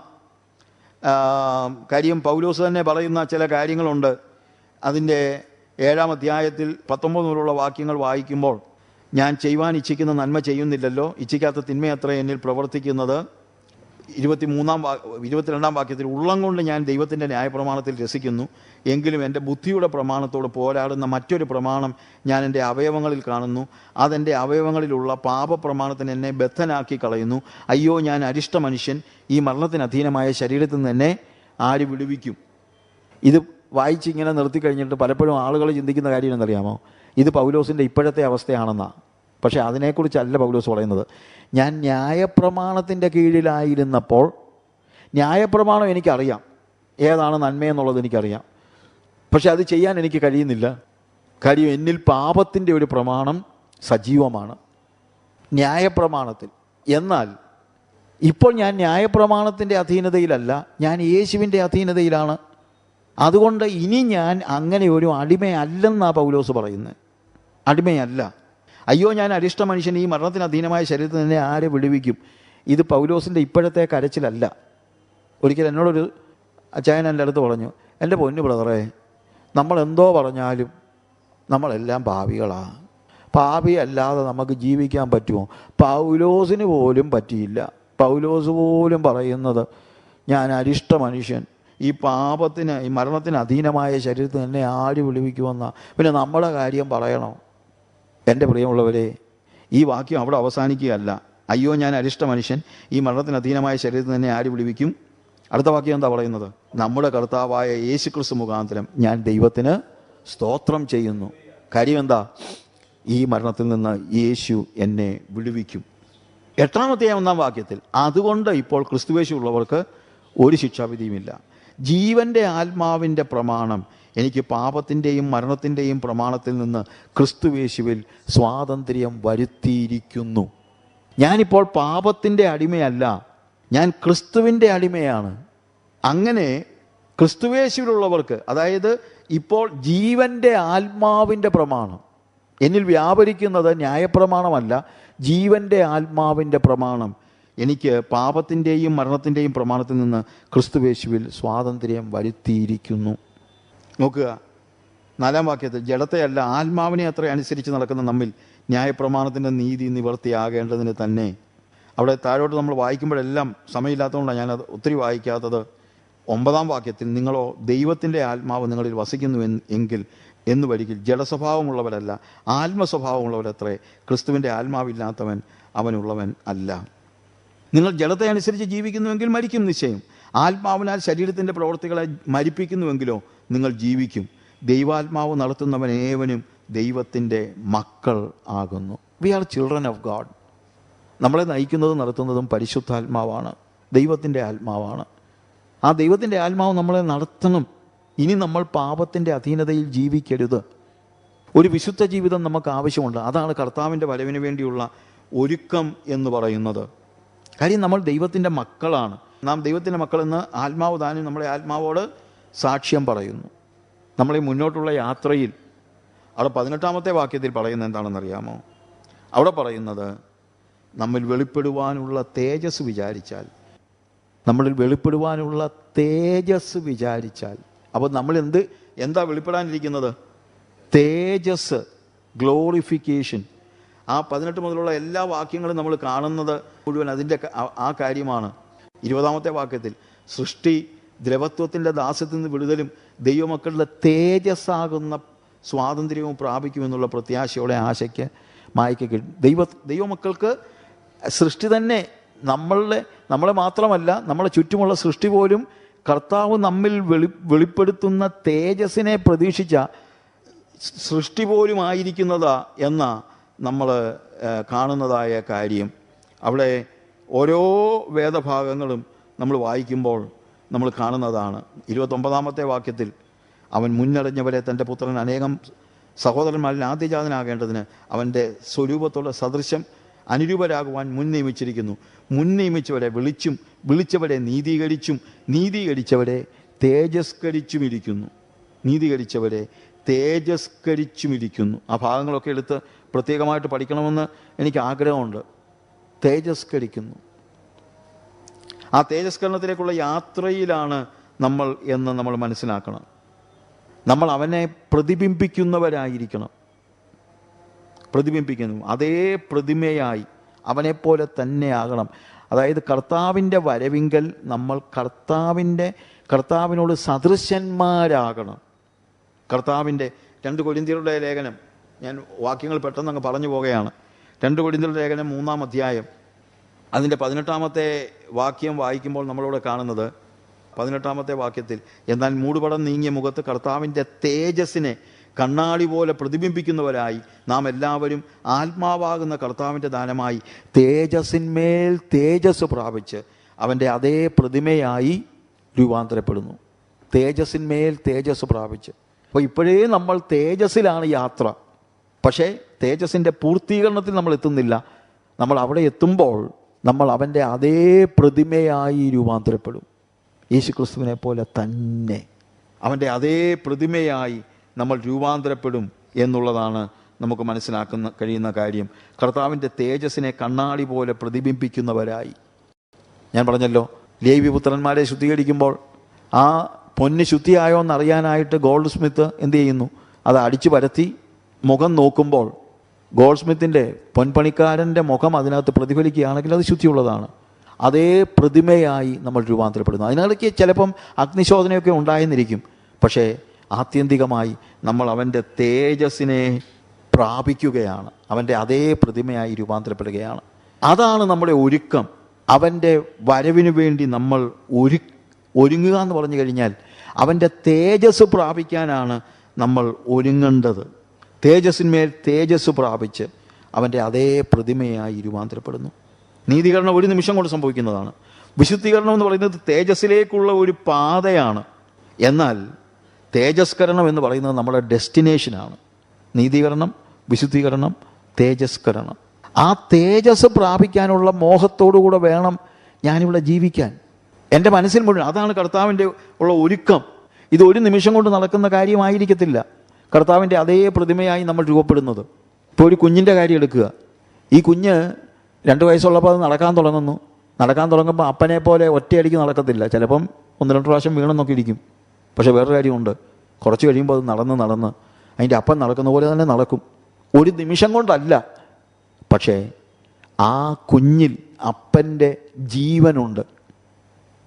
അത് അപ്പനെ പോലെ ആകും. ഇതുപോലെ വീണ്ടും ജനിച്ച എല്ലാ വ്യക്തിയിലും യേശുക്രിസ്തുവിൻ്റെ ജീവനുണ്ട്. നമ്മളൊക്കെ ഒരിക്കൽ യേശുവിനെ പോലെ ആകും. അതിനുവേണ്ടി നമ്മൾക്ക് ഒരുക്കം ആവശ്യമാണ്. അവൻ്റെ അതേ പ്രതിമയായി, അതേ പ്രതിമയെന്ന് പറയുന്നത് എന്താണ്? അതേ പ്രതിമയായി അവനെപ്പോലെ ആയിക്കൊണ്ട്. അതാണ് നമുക്ക് മനസ്സിലാക്കാൻ കഴിയുന്നതായ കാര്യം. അവൻ്റെ അതേ പ്രതിമയായി. 1 യോഹന്നാൻ 3-ാം അധ്യായത്തിൻ്റെ 2-ാമത്തെ വാക്യത്തിൽ, പ്രിയമുള്ളവരെ, നാം ഇപ്പോൾ ദൈവമക്കളാകുന്നു, നാം ഇന്നതാകുമെന്ന് ഇതുവരെ പ്രത്യക്ഷമായിട്ടില്ല. അവൻ പ്രത്യക്ഷനാകുമ്പോൾ, അതാണ് കർത്താവിൻ്റെ വരവ്. ആ കർത്താവിൻ്റെ വരവിൽ നാം അവനെ താൻ ഇരിക്കും പോലെ തന്നെ കാണുന്നതാകൊണ്ട്, അതായത് അവൻ വരുമ്പോഴത്തേക്ക് നമ്മൾ എന്തു ചെയ്യും? അവനെപ്പോലെ ആയിക്കൊണ്ടാണ് അവനെ എതിരേൽക്കുന്നത്. അതിനുവേണ്ടി ഞാൻ എന്നെ തന്നെ ഒരുക്കണം.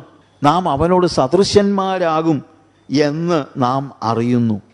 അതിൻ്റെ 3-ാം വാക്യം, 1 യോഹന്നാൻ 3:3, അവനിൽ ഈ പ്രത്യാശയുള്ളവൻ എല്ലാം അവൻ നിർമ്മലനായിരിക്കുന്നത് പോലെ തന്നെ തന്നെ നിർമ്മലീകരിക്കുന്നു. ഏത് പ്രത്യാശയുള്ളവൻ? എൻ്റെ കർത്താവ് വരുന്നു. അവൻ വരുമ്പോൾ അവനെപ്പോലെ ആയിക്കൊണ്ട് വേണം എനിക്ക് അവനെ എതിരേൽക്കാൻ. ആ പ്രത്യാശയുള്ളവൻ. എൻ്റെ പ്രത്യാശ അതാ. എൻ്റെ പ്രത്യാശ ഞാൻ പിടിക്കാമോ എന്ന് വെച്ച് ഓടുകയാണ്. പക്ഷേ ഞാൻ നിൽക്കുകയല്ല, ഞാൻ ഓടുക. ഓരോ ദിവസവും മുന്നോട്ട് ഓടുകയാണ്. എൻ്റെ ടാർഗറ്റ് പോയിൻ്റ് കുറച്ച് മുന്നല്ല, പക്ഷേ ആ ടാർഗറ്റ് പോയിന്റിലേക്ക് ഞാൻ ഓടിക്കൊണ്ടിരിക്കുകയാണ്. എൻ്റെ ടാർഗറ്റ് പോയിൻ്റ് എന്താണ്? ആ തേജസ്. അവിടേക്ക് ഞാൻ ഓടിക്കൊണ്ടിരിക്കുകയാണ്. അങ്ങനെ ഓടി അവൻ്റെ അതേ പ്രതിമയായി ഞാൻ രൂപാന്തരപ്പെടും. ഒരു ദിവസം ഞാൻ അവിടെ ടച്ച് ചെയ്യും. പൗലോസ് ഒരിക്കൽ പറഞ്ഞു, ഞാനും പിടിക്കാമോ എന്ന് വെച്ച് ഓടുന്നേ ഉള്ളൂ. പക്ഷെ കുറച്ച് കഴിഞ്ഞപ്പോൾ പറഞ്ഞു, ഞാൻ നല്ല പോർ പൊരുതു, ഓട്ടം തികച്ചു, വിശ്വാസം കാത്തു, ഇനി നീതിയുടെ കിരീടം എനിക്കായി വച്ചിരിക്കുന്നു. പൗലോസ് അഹങ്കാരമൊന്നും പറയല്ല, യാഥാർത്ഥ്യമാണ് പറയുന്നത്. വിശ്വാസ ജീവിതത്തിൻ്റെ ആദ്യ സന്ദർഭങ്ങളിൽ പിടിക്കാമോ എന്ന് വെച്ച് ഓടുകയാണ്. പിടിക്കാമോ എന്ന് വെച്ച് നിൽക്കുകയല്ല. പലപ്പോഴും അതാ ഒരു പ്രശ്നം. നമ്മളെ യേശുവിനെ പോലെ ആകുമായിരിക്കും, നമുക്കിവിടെ നിൽക്കുകയല്ല, ഓടുകയാണ്. പിടിക്കാമോ എന്ന് വെച്ച് ഓടുക. എപ്പോഴും ഈ വിശുദ്ധ ജീവിതത്തിൽ നമ്മൾ മുന്നേറിക്കൊണ്ടിരിക്കണം. അങ്ങനെ മുന്നേറി ഒരു ദിവസം നമ്മൾ അവിടെ എത്തിച്ചേരും. അവൻ്റെ വരവിങ്കൽ, അവൻ്റെ വരവിനെക്കുറിച്ചുള്ള വലിയ പ്രത്യാശ, അവൻ്റെ അതേ പ്രതിമയായി രൂപാന്തരപ്പെടുന്ന അവസ്ഥ ഒരു നിമിഷം കൊണ്ടായിരിക്കില്ല. പക്ഷേ ഇന്നത്തേക്കാൾ ഇപ്പോൾ 500 മീറ്റർ ഓടേണ്ട ഒരു ഓട്ടം 1 മിനിറ്റ് കൊണ്ട് 500 മീറ്റർ നമ്മൾ ഓടത്തില്ല. 500 മീറ്റർ ഓടണമെങ്കിൽ ചിലപ്പം കുറച്ച് മിനിറ്റുകൾ എടുത്തെന്നിരിക്കും. അല്ലെങ്കിൽ 1000 മീറ്റർ ഓട്ടം, 1000 മീറ്റർ ഓടണമെങ്കിൽ 1 കിലോമീറ്റർ ഓടണമെങ്കിൽ ചിലപ്പം ഒരു അരമണിക്കൂർ എടുത്തെന്നിരിക്കും. അരമണിക്കൂർ ഞാൻ 2 മിനിറ്റ് ആയപ്പോൾ ഞാൻ എത്തിയില്ല, എന്നെക്കൊണ്ട് ഒരിക്കലും പറ്റത്തില്ല എന്ന് ചിന്തിച്ചിരിക്കുകയല്ല. ചിലർ പറയുന്നത് നിനക്കൊരിക്കലും വിശുദ്ധ ജീവിതം പറ്റത്തില്ല, അങ്ങനെ പഠിപ്പിക്കുന്നവരുണ്ട്. വിശുദ്ധ ജീവിതം നിനക്കൊരിക്കലും പറ്റത്തില്ല.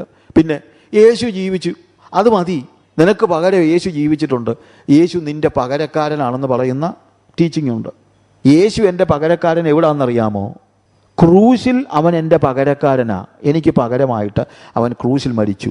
ഇന്ന് ഞാൻ യേശുവിൻ്റെ പകരക്കാരനാ. യേശു ജീവിക്കുന്നത് പോലെ ഞാൻ ജീവിക്കണം. എനിക്ക് പാളിച്ച ഉണ്ടാകത്തില്ലെന്നൊന്നും ഞാൻ പറയുന്നില്ല. പക്ഷേ വേറൊരു കാര്യമുണ്ട്, ഞാൻ ഓരോ ദിവസവും മുന്നോട്ട് പോയിക്കൊണ്ടിരിക്കുകയാണ്. ഞാൻ കോളേജിൽ പഠിച്ചുകൊണ്ടിരുന്ന സമയത്ത് എനിക്ക് 18-19 വയസ്സോ എല്ലാം കാണത്തുള്ളൂ, 20 വയസ്സ് താഴെയുള്ളൂ. ഒരപ്പച്ചൻ, ഞാൻ വളരെ സ്നേഹിക്കുന്ന, എന്നെ സ്നേഹിക്കുന്ന ഒരപ്പച്ചനാണ്. ഞാൻ പയ്യനാണ്. എന്നോട് പറഞ്ഞു, മോനെ ഞാൻ വളരെ ദുഃഖിതനാണ്. ഞാൻ ചോദിച്ചു, എന്ത് പറ്റി അപ്പച്ച? യേശുവിനെ പോലെ ആയില്ലല്ലോ എന്ന് ഓർക്കുമ്പം മുഴുവൻ ഞാൻ ഭയങ്കര ദുഃഖത്തിലാണെന്ന് പറഞ്ഞു. ഞാൻ പറഞ്ഞു, പക്ഷേ എനിക്കങ്ങനെ വലിയ ദുഃഖമില്ല.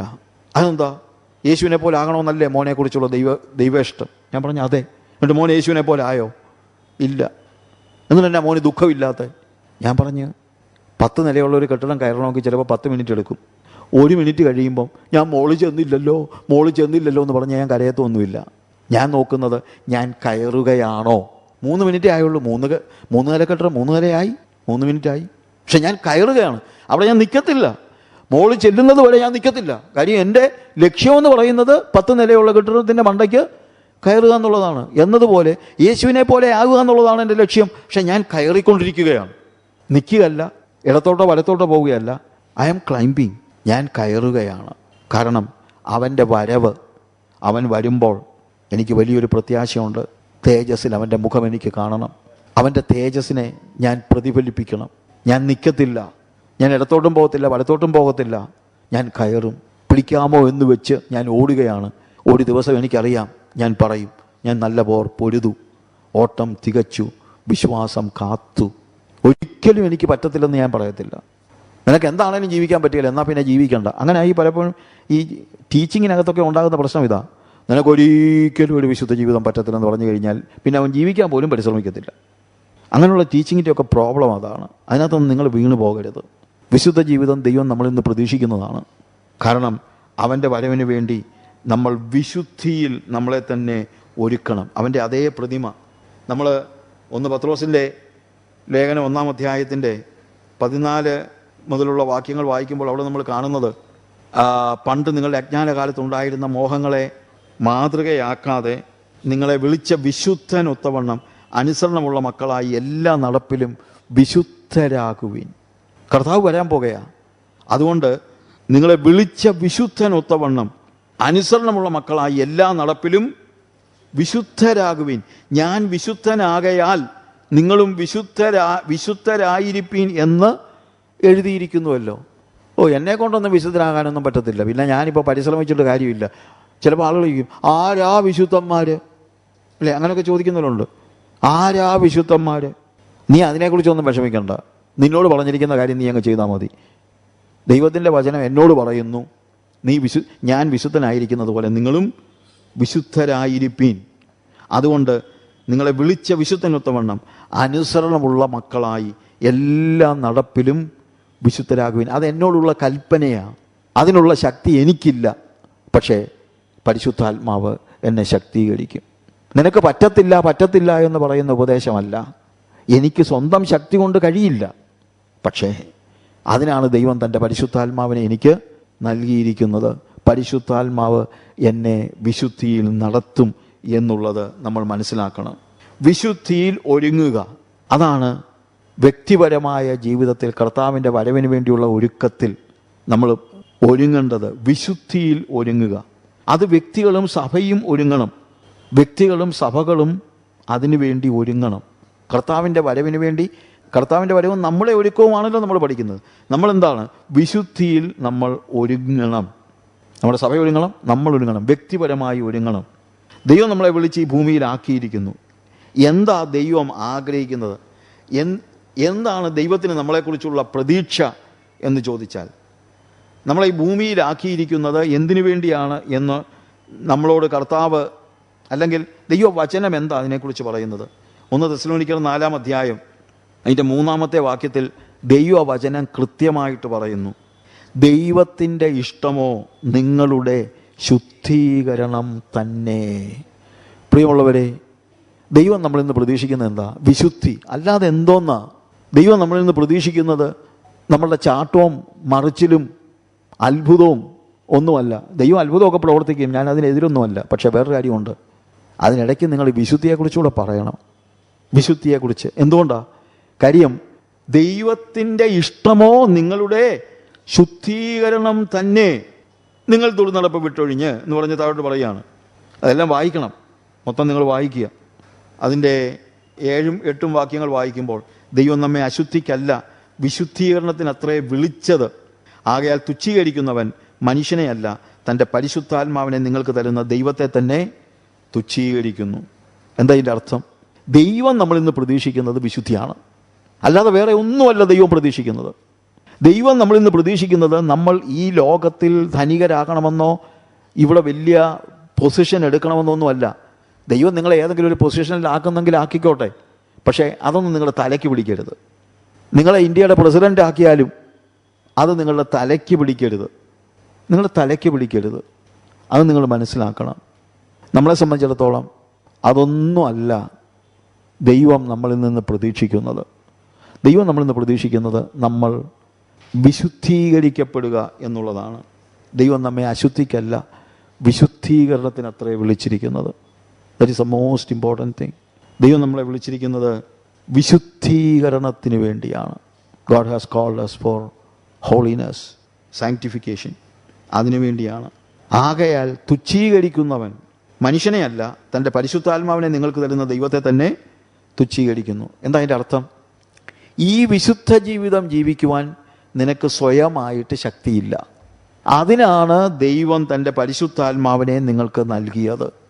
വിശുദ്ധ ജീവിതം ജീവിക്കാൻ ആർക്കും കഴിയത്തില്ല ബ്രദറെ. വിശുദ്ധ ജീവിതം ജീവിക്കാൻ സമ്മതിച്ചെന്നേ, ആർക്കും അവൻ്റെ ശക്തി കൊണ്ട് കഴിയില്ല. പക്ഷേ അതിനാണ് പരിശുദ്ധാത്മാവിനെ നൽകിയിരിക്കുന്നത്. അപ്പോൾ നമ്മൾ പറയുകയാണെന്ന് പറഞ്ഞു, നമ്മളെ കൊണ്ടൊന്നും ജീവിക്കാനൊന്നും പറ്റത്തില്ല, നമ്മൾ ആരും അങ്ങനെയൊന്നും, ആരാ വിശുദ്ധന്മാർ എന്ന് ചോദിക്കുന്നവർ തുച്ഛീകരിക്കുന്നത് മനുഷ്യനെ അല്ല, അവർ തുച്ഛീകരിക്കുന്നത് തൻ്റെ പരിശുദ്ധാത്മാവിനെ നിങ്ങൾക്ക് തരുന്ന ദൈവത്തെ തന്നെ. കാര്യം ദൈവം നമ്മളെ വിളിച്ചിരിക്കുന്നത് വിശുദ്ധിക്ക് വേണ്ടിയാണ്. ആ വിശുദ്ധ ജീവിതം ജീവിക്കുവാൻ പരിശുദ്ധാത്മാവിനെ നമുക്ക് നൽകിയിരിക്കുന്നു. അതിനുവേണ്ടിയാണ് പരിശുദ്ധാത്മാവിനെ നൽകിയിരിക്കുന്നത്. ദൈവത്തിൻ്റെ ഇഷ്ടമോ നിങ്ങളുടെ വിശുദ്ധീകരണം തന്നെ. അത് നമ്മൾ മനസ്സിലാക്കണം. അപ്പോൾ കർത്താവിൻ്റെ വരവിന് വേണ്ടിയുള്ള ഒരുക്കത്തിൽ നമ്മൾ കൃത്യതയോടെ ഓർക്കേണ്ട ഒരു കാര്യം എന്താണ്? God has called me for sanctification. വിശുദ്ധിക്ക് വേണ്ടി എന്നെ വിളിച്ചിരിക്കുന്നു. ആ ബോധ്യത്തോടു കൂടെ വേണം നമ്മൾ ജീവിക്കാൻ. 2 കൊരിന്ത്യരുടെ ലേഖനം അതിൻ്റെ 7-ാം അധ്യായത്തിൻ്റെ 1-ാമത്തെ വാക്യത്തിൽ നമ്മൾ പറയും, പ്രിയമുള്ളവരെ, ഈ വാഗ്ദത്തങ്ങൾ നിങ്ങൾക്കുള്ളത് നാം ജഡത്തിൻ്റെയും ആത്മാവിലെയും സകല കന്മഷവും നീക്കി നമ്മെ തന്നെ വെടിപ്പാക്കി ദൈവഭക്തിയിൽ വിശുദ്ധിയെ തികച്ചുകൊള്ളുക. കർത്താവ് വരിക, അതിനു മുമ്പ് നമ്മൾ വിശുദ്ധിയെ തികച്ചുകൊണ്ട്. അതുകൊണ്ട് നമ്മൾ പാടുന്നത് അതാ ഞാൻ പഴയ പാട്ടുകളുടെയൊക്കെ പ്രത്യേകത. വിശുദ്ധിയെ തികച്ചു നാം ഒരുങ്ങി നിൽക്കാം, വരുവതിൻ താമസമേറെയില്ല.